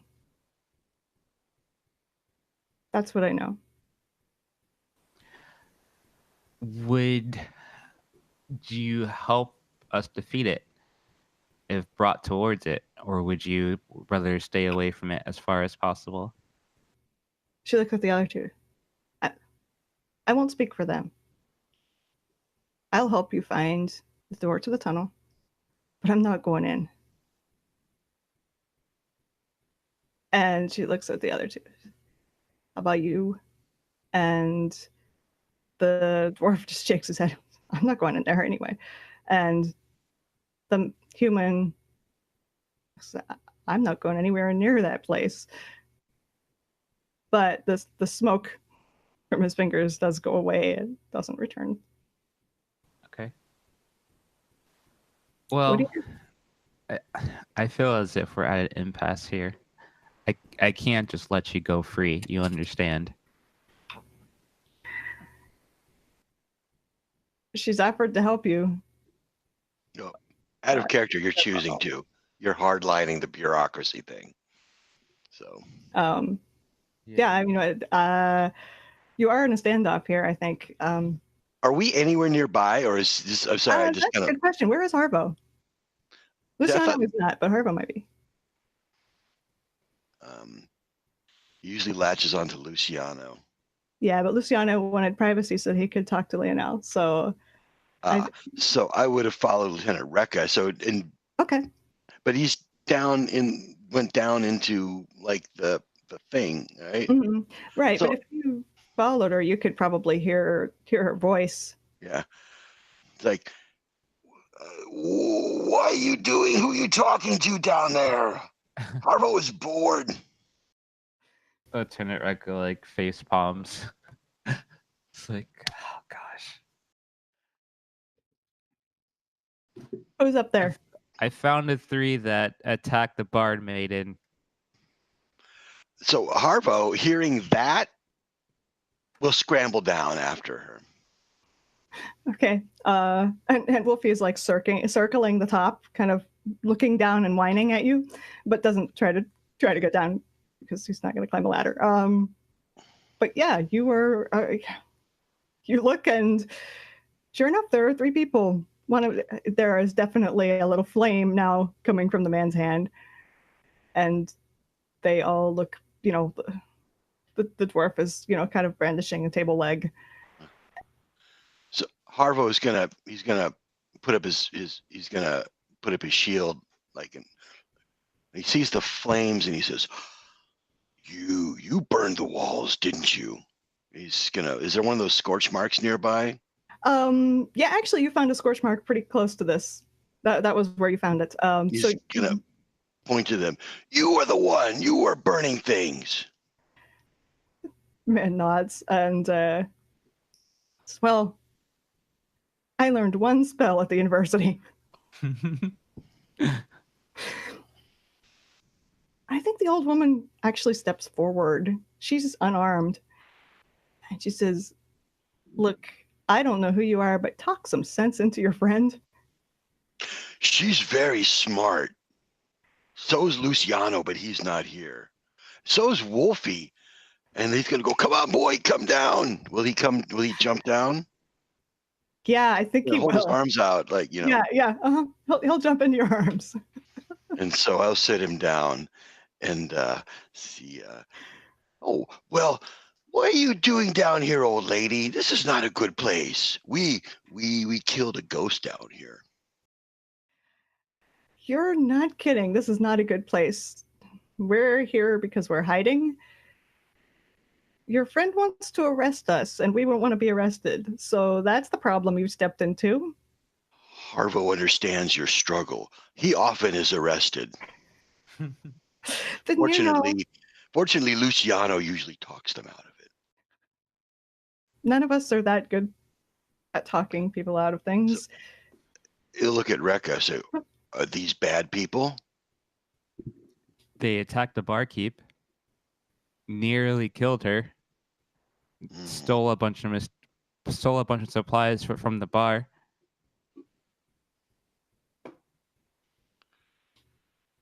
Maybe they had a good reason. Did you have a good reason, people? She looks like a nice old lady. We had a very good reason. We didn't want to die. Harvo thinks perhaps you should not look at the world in such a black and white manner. Well, Lieutenant Rekka thinks that perhaps people shouldn't try to kill other people and steal from other people. How hungry have you ever been, Lieutenant? I've been pretty hungry in my day. But the law is the law. Harvo does not understand bureaucracy. He is but a pawn in the game of life. Yeah, I think the old woman will explain to you exactly what she told Lieutenant Rekka. They did break into the Lazy Bear cellar just to take food. Greta just happened to come down at that time, saw them. I think as she's talking, because she stepped a little closer, you can get a pretty good look at her, and yeah, she's maybe not as old as she looks, but she is starved, and she does not look good. Like, she's very pale. And the dwarf next to her is also like, none of them are in good shape. They None look of them, sick. they are not much of a threat except for the man with the fireballs. You also see on the dwarf's shoulder, there's a very large frog just sitting there. So he's going to look and sees these people haven't eaten. So he's going to go into his pouch, and he's probably got a pork chop or a crust of bread or something in there that he carries around to share with Wolfie. And so he'll offer it to them. Oh, they will. I don't know if you're bad people, but you look hungry, and people shouldn't be hungry.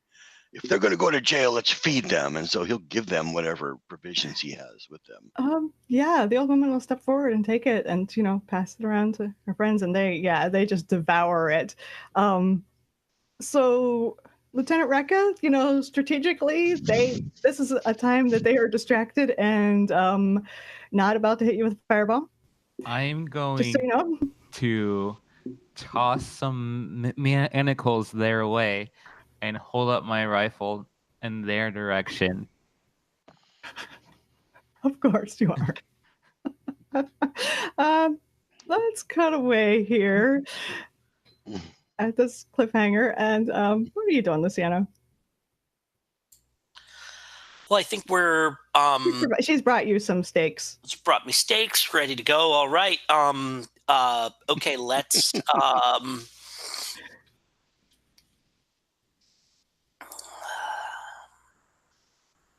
I think we're are you prepared? Do you have everything you need? Yeah, she kind of, she's like, yeah, I got these wooden swords from Bennett, and she holds up this kind of short sword. I get this from Greta, and I'm as armed as I'm gonna be, I guess. All right, let's go find our friends. Yep, she will go with you. You know that Lieutenant Rekka went to the market to send a carrier pigeon, so you can probably find them pretty easily. So do I walk in on this standoff? Yeah, you just kind of can look down and see this. And so okay, so I say, friends, we're ready to go hunt the vampire. Can I help at all? We're having lunch. They are having lunch. You should have it outside the sewer. I hollered down to them. It's more sanitary. If you look down, you can see that Harvo is like gnawing on a bone, and he hands it to Wolfie. And I sigh, and I drop down in, and I say, "So what seems to be? So what is the issue?" These are our new friends. They were hungry. They were the ones who attacked the bar maiden and stole the supplies from the bar. Ah.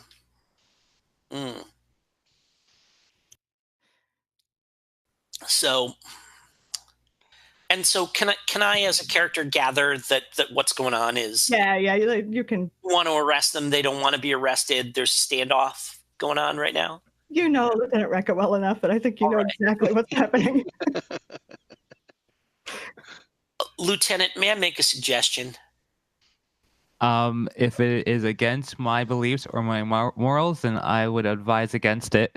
I understand that. You are of course always free to take anything I say under advisement and accept it or not. But if during the course of our apprehension of the vampire, starting now, you deputize them, then for the duration of our investigation, you needn't be concerned, or perhaps if you were to deputize me and then place them in my custody, I'll keep an eye on them because they can be helpful to us. if they're going to, we need their cooperation if they're going to guide us to the door, where we're going to find this creature, and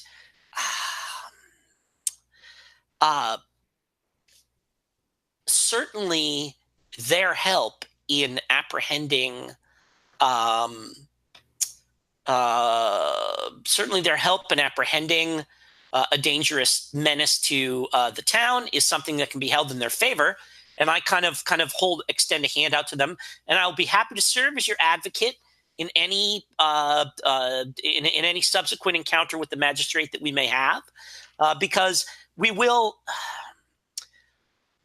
I am sure that when we explain to the owner of the inn the exact circumstances of what has happened, not only will he no longer wish to press charges, but he will thank you for your service.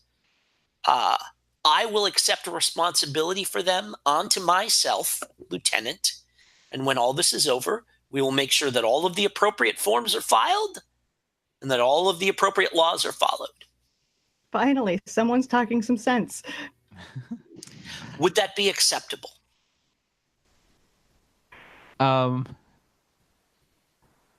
Rekka takes a moment to think about it and asks the three, do you three agree to those terms? The old woman looks at the others, real quick. Yeah, that sounds fair to me. And are you sure you want to take responsibility for these three? Absolutely. I will trust I will trust that with what they have been through, they seek justice against these evildoers in a far more personal way than we do. Okay. Just note that if anything were to happen to any of the three, then you will be held responsible And for the crime that they had committed. I grin and I bow and I say, I would expect nothing less from your devotion to duty. And Rekka puts down the rifle. Okay, yeah, they will lead you to this door. Leonella's with you. Wolfie is with you. There are a whole lot of NPCs with you right now, and everyone's just kind of slogging through the sewer. Do we have a couple of extra wooden swords we can hand them? Yeah, I think, let's say she got 4 of them. Yeah, okay. She's got 1, I've got 1. We give 2 to the others that don't have a fireball wand. Yeah, there you go. Whatever, the dwarf and the old woman, I think, right? Yeah, and after a while, slogging through sewer water, they point you to, there's, some handholds that go up, and there is what looks like just a section of brick. It's a little cleaner than it should be. But, when you push on it, it folds in or swings in. And there's a tunnel. It's, ends, roughly at head height to you. And you have to, duck into this tunnel, but you can walk through it.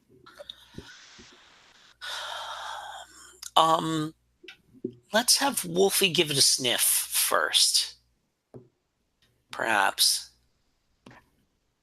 He does have one of his Yeah, what are Wolfie's? Yeah, he's got damn it, I lost the character tracker. So yes, his skills are hunting is one of his skills. Okay. Keen senses is one of his abilities. Okay, yeah.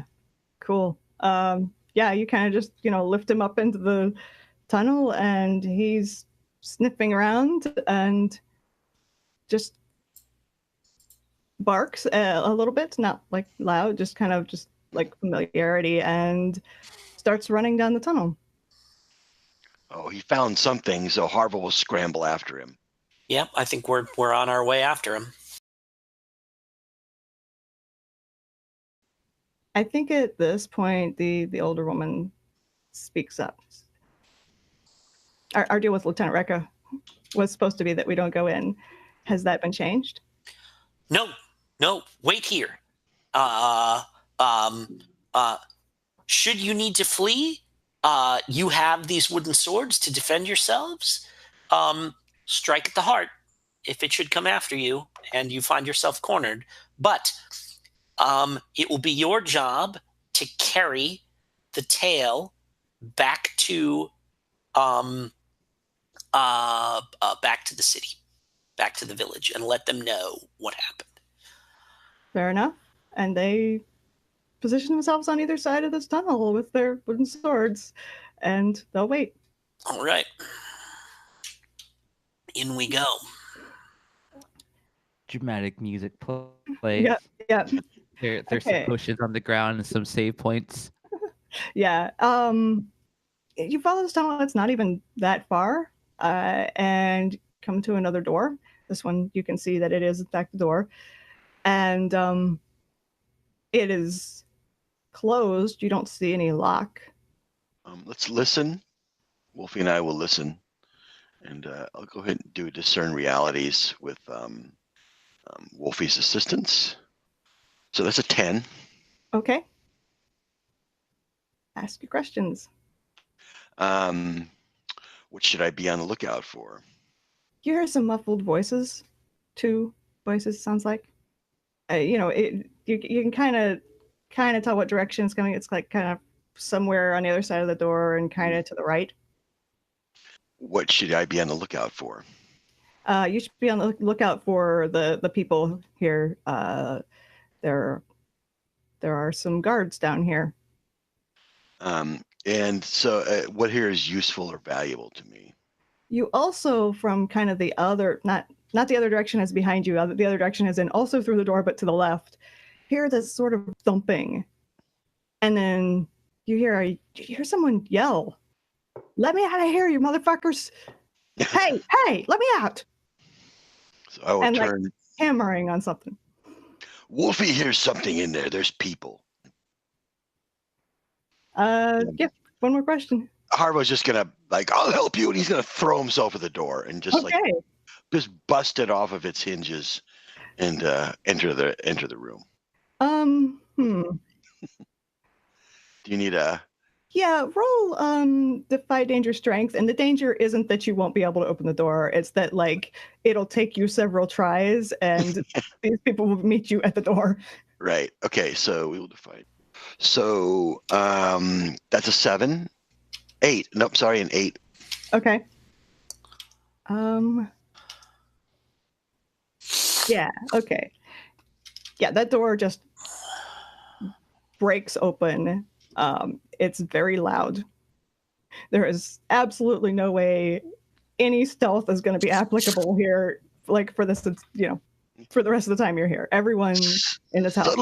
Subtlety is not part of Arvo's idiom. But you do it fast enough that they're not. There's nobody ready on the other side of the door. So I'm gonna burst in, take a ready stance with Wolfie at my side, crouched for action. Okay. And so what do we see? So it's dark, but there's some lanterns hanging on the wall. So there's a little bit of light. There's a door in front of you, and there's a door. Actually, there are 2. No, there's one door beside you. That's it. Okay, that'll work. Yeah. Can I still hear the shouting or the person? Yeah. It's behind the door to your side. Okay. Anybody in this room? Where you're standing right now? No. No immediate threat. It's like a hallway. So if I don't sense an immediate threat, it's clear that stuff that the voice is coming from my right. Your left. You can also hear the people from. Yeah, there's a lot more noise from that side too. Some metal, the sound of people, grabbing swords and armor.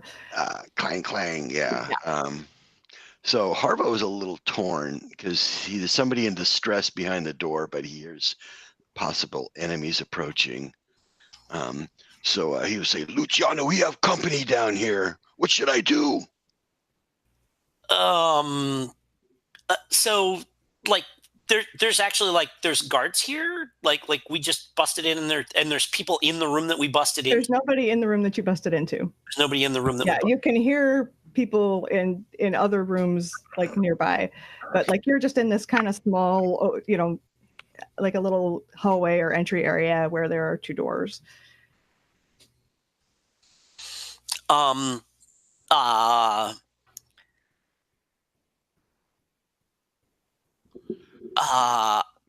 And I say, what do I say?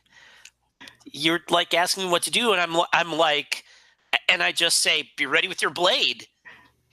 Oh, he's ready. But actually, Harvo's a little disturbed by the pleas for help.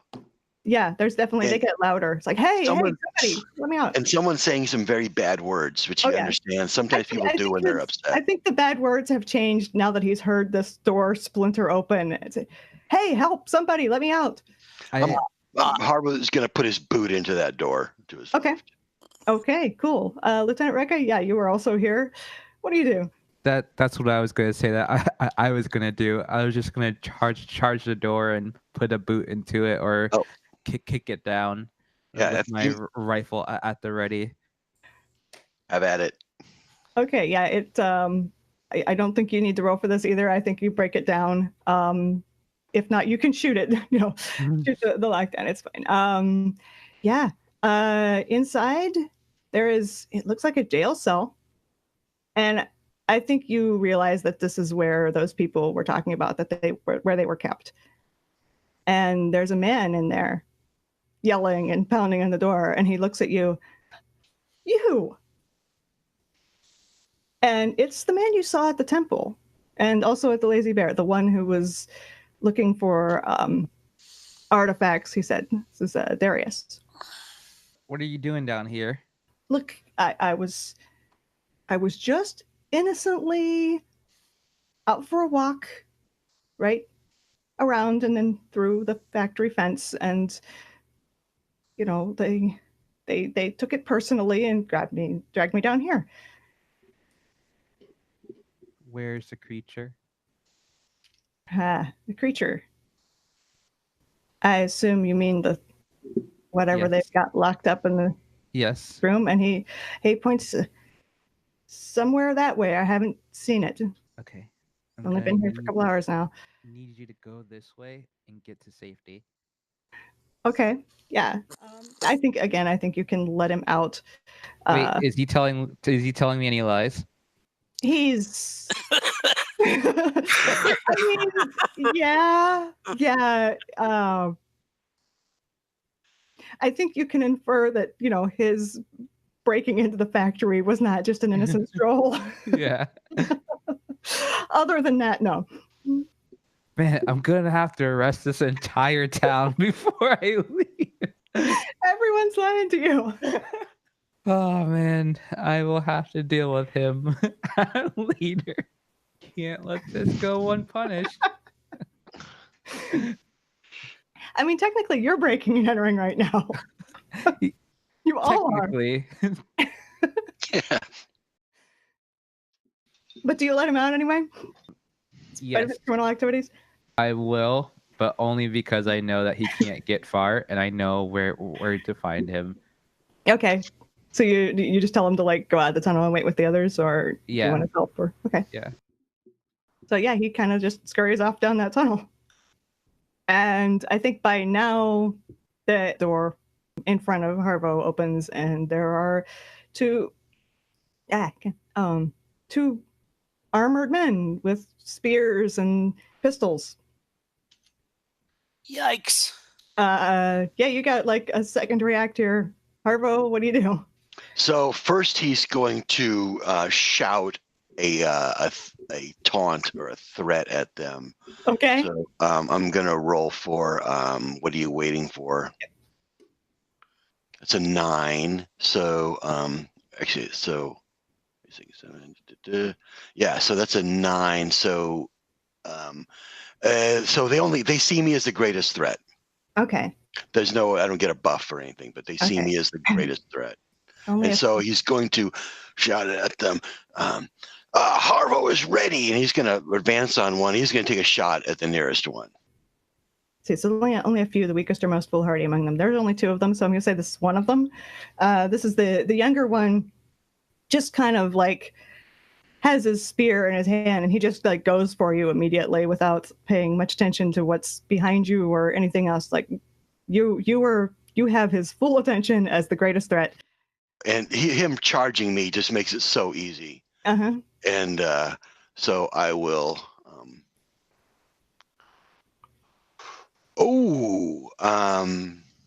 So good thing that I have my my companion, because that was just a 7, and so he does hit them, but only with a 7. So let me roll damage. And so You shouldn't. You got to make some choices before you roll damage, right? -6. Oh no, they just trade attack. Yeah, they get to retaliate. Yeah. That's right. Yeah. So 9 points of just good old fashioned slashing damage. Okay, I mean you're gonna kill him. You just run him through. I think the trading damage is that while you're doing this, the other guard shoots you. Okay. For let's see, oops. Let's do 1d8. So that's a 4. So I'll soak a little bit of that and Okay. apply the rest. So he hits him, but it's just like a nick. Doesn't really slow him down too much. Okay, yeah, he just wings you, and I mean these are flintlock pistols, so he's got to either reload it or just use his spear now. So Luciano, you're right behind Harvo. Yeah, I'm gonna pop a shot off at this guy. Pistol comes out like I was gonna say something, but they've like opened up, and so oh no, bam. All right, yeah, rolling. So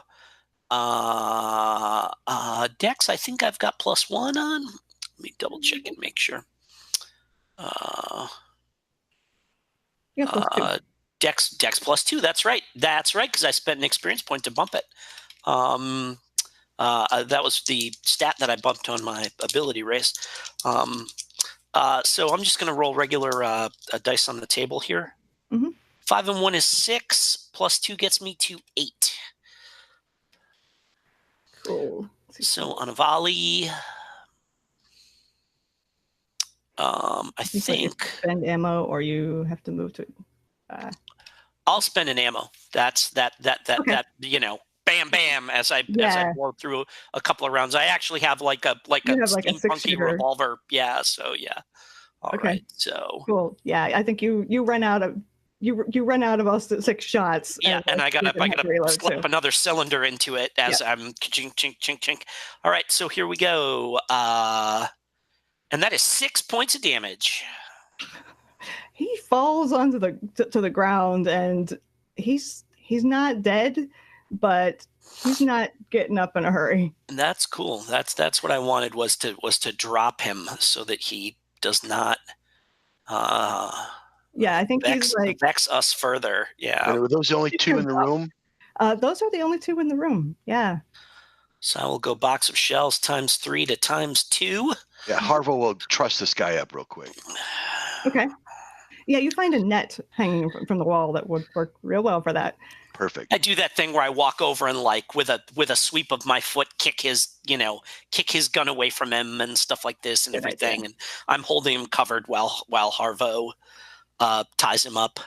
I said, you my friend have chosen the wrong employer, I fear.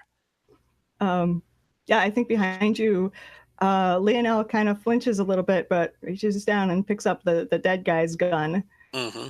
And Lieutenant Rekka, you see all this unfolding before you, but by the time you can actually act, both the guards are down. Okay. If this guy's got a weapon, like a melee weapon on it, I will take it from him. They both have. They each have a short, stabbing spear, and one flintlock pistol. Harvo will distribute those to his new friends. Okay. You guys are well armed, which is good.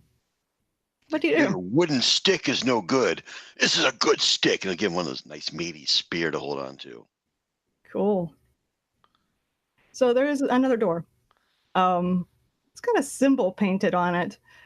that I don't know that any of you recognize, but it looks like something magical. I know stuff about the undead. You do know stuff about the undead. Okay. What is this symbol? This is like it's like a ward. I kind of it figured as repels much. things. I like it seems like this confirms my suspicion that this is not just, they're not just keeping him in like a little gilded cage or whatever, but that there's actual serious magic to keep it contained. All right. So so I kind of pause and I say, all right, when we get in there to break this thing out, it is entirely possible that crossing this seal will mean that it can escape. So we need to be prepared for the possibility that it will just try to leave, and so we have to stop it. So, a quick question. You said I found a net. Is there another net? No, there's just the one hanging on the wall near that door. Because that would be cool. All right. So Harvo is disappointed in the lack of and the guy is not wrapped up in. supplies. Yeah, that's more important. And Wolfie's probably over licking the guy's face and licking the blood off him. Yeah, he's just kind of sniffing at the guy who's sort of squirming, away, but yeah, Wolfie is not at the moment showing a sign of being a particularly mean guard dog. Although, maybe he could be trained to. He's a good boy, though. He's trying to be a good boy, and we'll get him. And Harvo doesn't want to be too mean. Friend from foe very well. Yeah, but he does follow orders, and he did help him. So when Harvo was fighting the guards, he went over and was nipping at their ankles and distracting them. And so Harvo he's ready for the next round. He thinks that they're not alone down here. So well, like I said, you're all standing in front of a door with a mysterious keep away magical symbol on it, and that's what's going on right now. Maybe that's a good door to put the fire on. The guy with the fire isn't. He did not come in. Oh, he wants nothing to do with this room. What here is evil? Yeah, there's something behind that door. Okay. That's pretty damn evil, and also somewhere above you, there's something evil. Mm-hmm. Is there a ladder that goes up above me or no? You can see there's a little storeroom and there's stairs in the corner. Okay, I'm going to just make note of that. I'm not going to act on it now. Luciano? You know the most about what's going on here? Yeah, all right. The wooden swords ready to go, and I kind of and you know what? And I'm just gonna reach. So it's just a door. It's just a door. Is it locked or anything like that? Yes, it is locked. All right, and so then I step back and I say, "We will need your boots, sir." To my barbarian friend. One boot coming up. So yeah, Harvo doesn't need any more encouragement to smash something. So he's gonna haul back and put his big foot into that door. Okay, this one is reinforced, so I think you do need to roll strength for this one. Okay. And so we are pursuing one of my Herculean appetites, pure destruction. So I will roll appropriately. So that is a 10. So so 10 on my strength roll. Yeah, you break it. It swings open. Jump into the fray, ready for action. And it swings open, and something just slams into you and runs past you. I'm going to shoot it. Okay. So this is where I want to point out that for my advance last time, I took the thief playbook move, shoot first. Okay. You're never caught by surprise. When an enemy would get the drop on you, you get to act first instead. Okay, yeah, you see this coming. Yeah, I was kind of ready for it. That's why Harvo does that.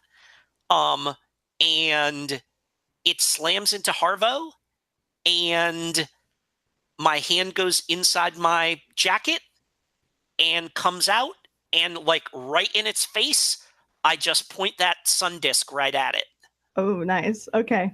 I think just roll volley for that. Sure. That's basically what you're doing is you're shooting it with light. But Okay. yeah, that's that seems totally fair. 4 and 5 is 9, plus 2 gets me to 11. Oh yeah, you charged this thing good. And it's like the sun just rose in your hand. The whole room looks bright. You know, you've been in very dim light until now, and this thing shrinks away and like retreats back toward the room it just came from, and you see that it's not big and scary. It looks like a boy in his early teens, just kind of small and skinny and standing there looking scared. Got it. And so I'm holding this thing up, and I say,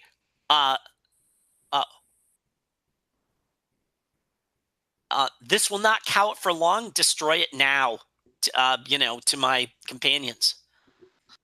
Harvo, there's a kid standing in front of you looking scared. Harvo has been attacked by everything under the sun. Kids, women, kitties, you name it. Don't ever underestimate a foe because of the way it looks. And he is first going to shout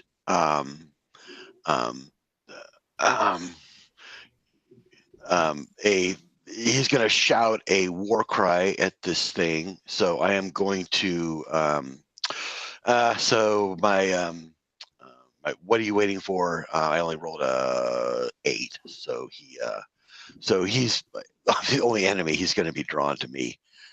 Okay. Whether he likes it or not. You're So the biggest threat here.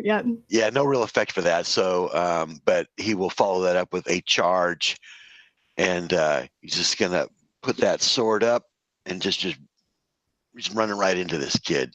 Okay. Roll hack and slash. Yes, and with total destruction in mind, and that is a 9. So partial success. Oh, okay. I thought 9. Yeah. Yep. Cool. So I hit him. But so I'll roll my damage. So my sword goes into him.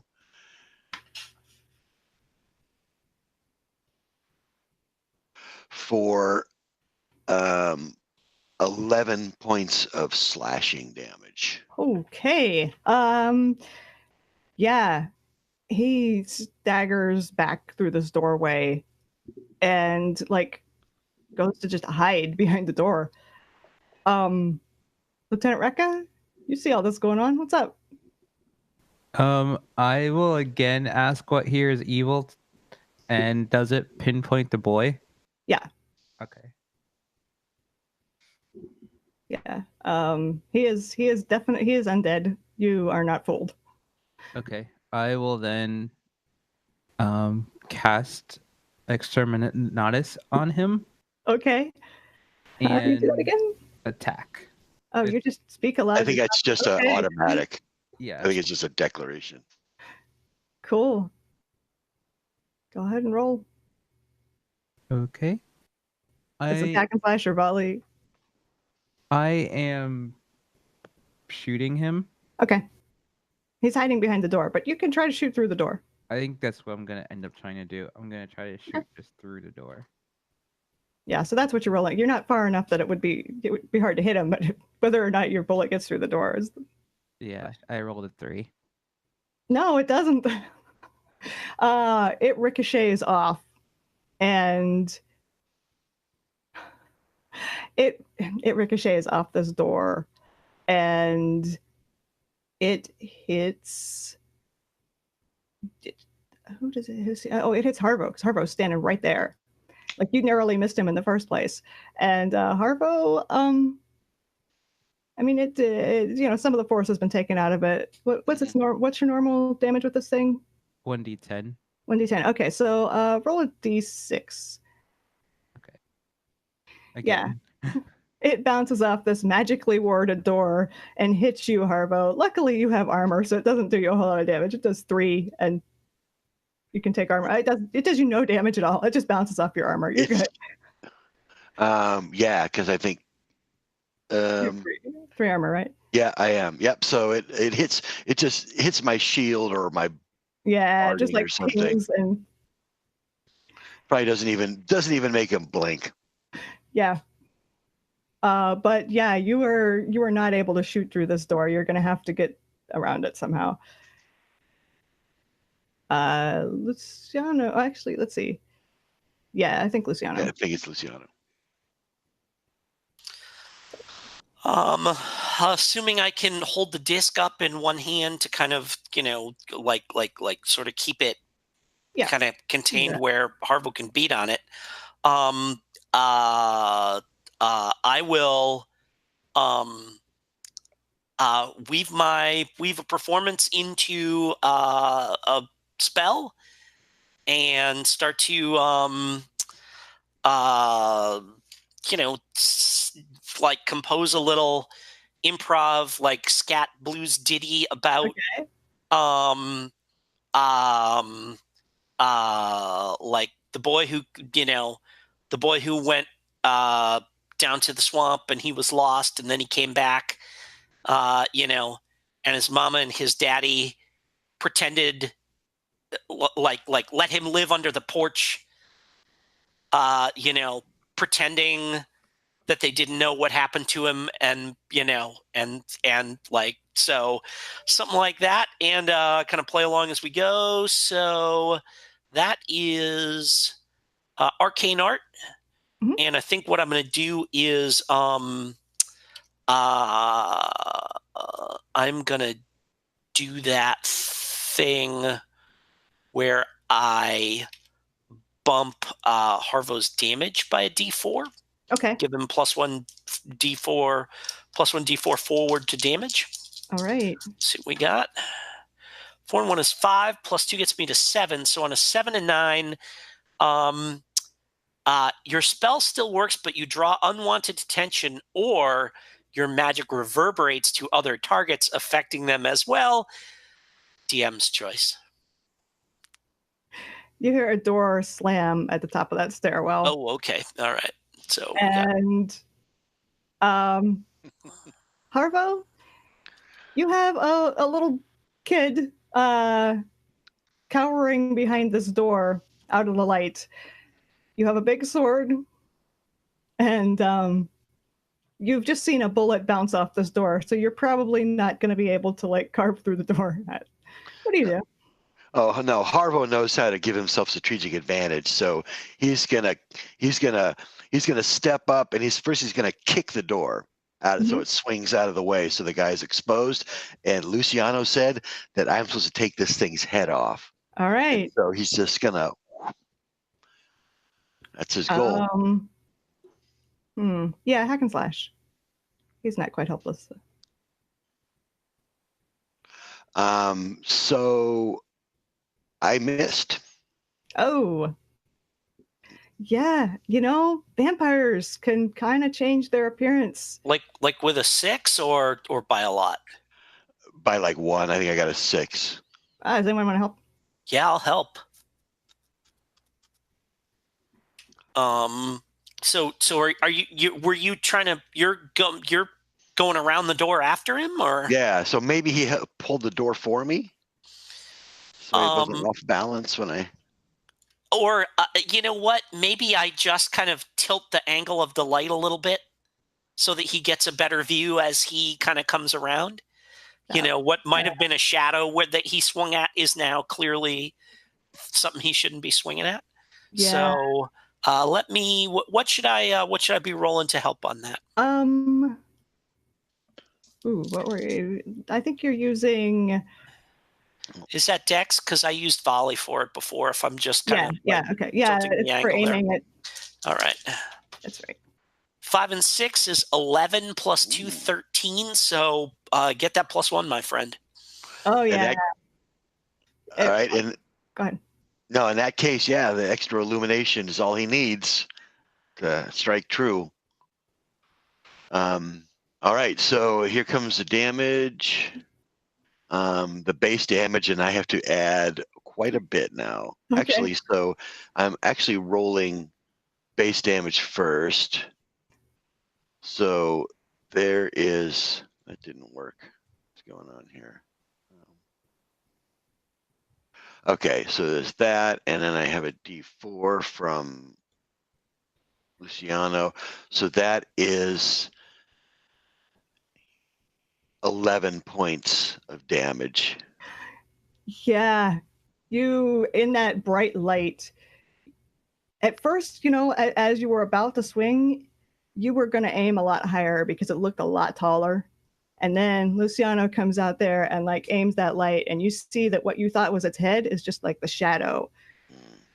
And you aim lower, and you just take its head completely off. And as the head hits the ground, the whole body just shrivels up, dries out like a mummy. That's a bad thing. Yeah. Looks nice. Looks like a nice boy.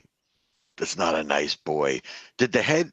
So everything's shriveled up, right? Yeah, but it's still there. It hasn't turned into dust. Yeah, cool. All right. So, well, he's gonna make sure there's nothing else lurking around. Make sure that Luciano's safe, and before he relaxes. There's nothing else in this room. There's like a pile of books in the corner, and there is shackles on a chain against the wall. You can see like where people would be tied up to. And I think we're going to trust the lieutenant to cover whoever is coming down the stairs. Yeah, Lieutenant Rekka. Yeah. Somebody just opened the door at the top of the stairs. Something here is evil. I think I'm going to fire first and ask questions later. Okay. What's coming down the stairs? Okay, I mean, there's two people. Okay. So I'm going to volley.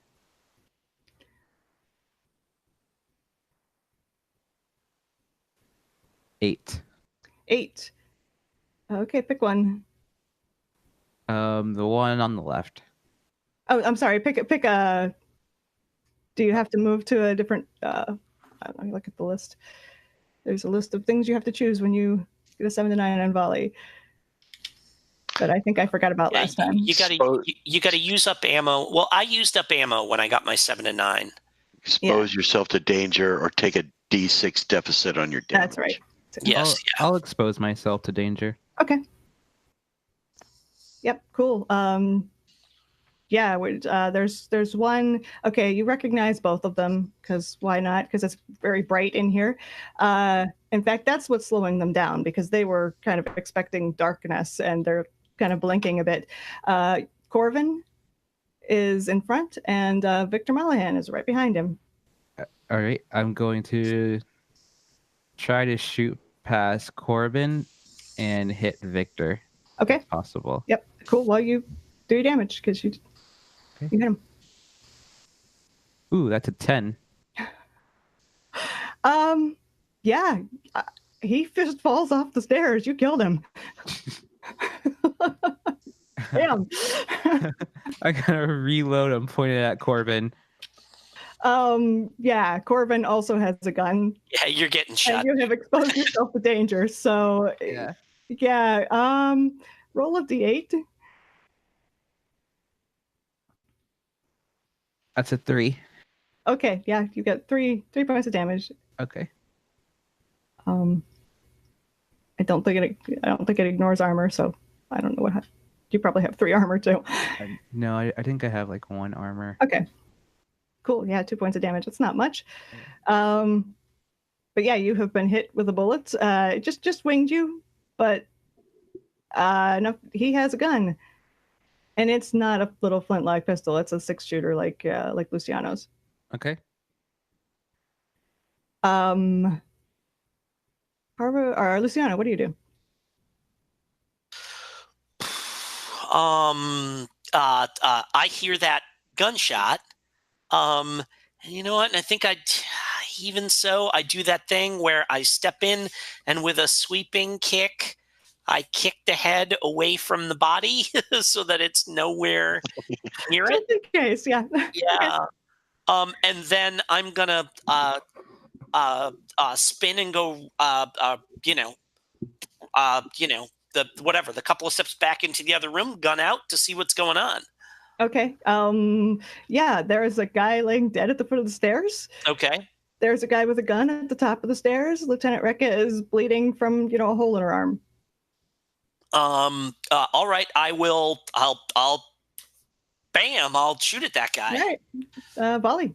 Since we're doing that, that seems to be what's happening right now. Yep. I got a 9 and 2 gets me to 11. Yeah. Crack. Let's see what we got. 4 points of damage. Yeah, he's kind of stumbles a little bit. He fires, the bullet misses you, and I'm just gonna holler at him.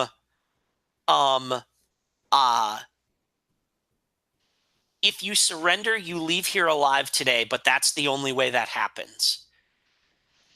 The beast is dead. Your employer is dead.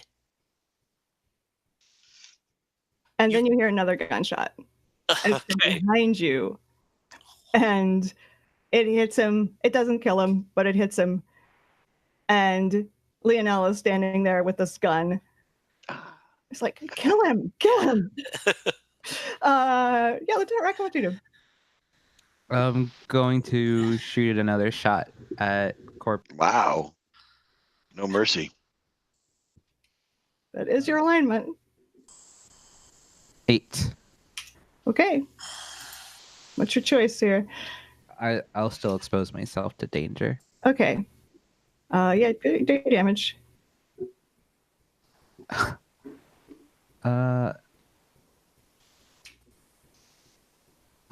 It says 11, but I rolled a 1d10. Maybe you had another one selected. Possible. Yeah. What's your D10 say? All right, I rolled a 9 this time. Okay, yeah, that kills him. I mean, yeah, that just like, sorry, go ahead. You were rolling a D12. Oh, Is that what it is? That's why I was like, wait, how did you get 11? Okay. Yeah, I was like, I thought you had it. here, I'll re-roll. Okay, go ahead. A 9 still. Okay, yeah. Either way, you didn't. You could have rolled a 2 and killed him. Yeah, he just falls. There's a lot of blood, and you are all standing here in this cellar with blood splattered everywhere, lit up very brightly, a mummified corpse at your feet, and it's silent. Harvo's going to make sure Wolfie doesn't lick up any of the blood. This is not good to eat here. Good idea. But he's going to grab the head and start working the fangs out of the skull. Okay, cool. Yep. You got some vampire fangs. So immediately, Lieutenant Rekka brings out her notebook and starts taking down notes, along with like really intricate sketches of what the bodies look like after they've been, I guess, disposed of with their heads kicked off of. Yeah, like there's sketches in there.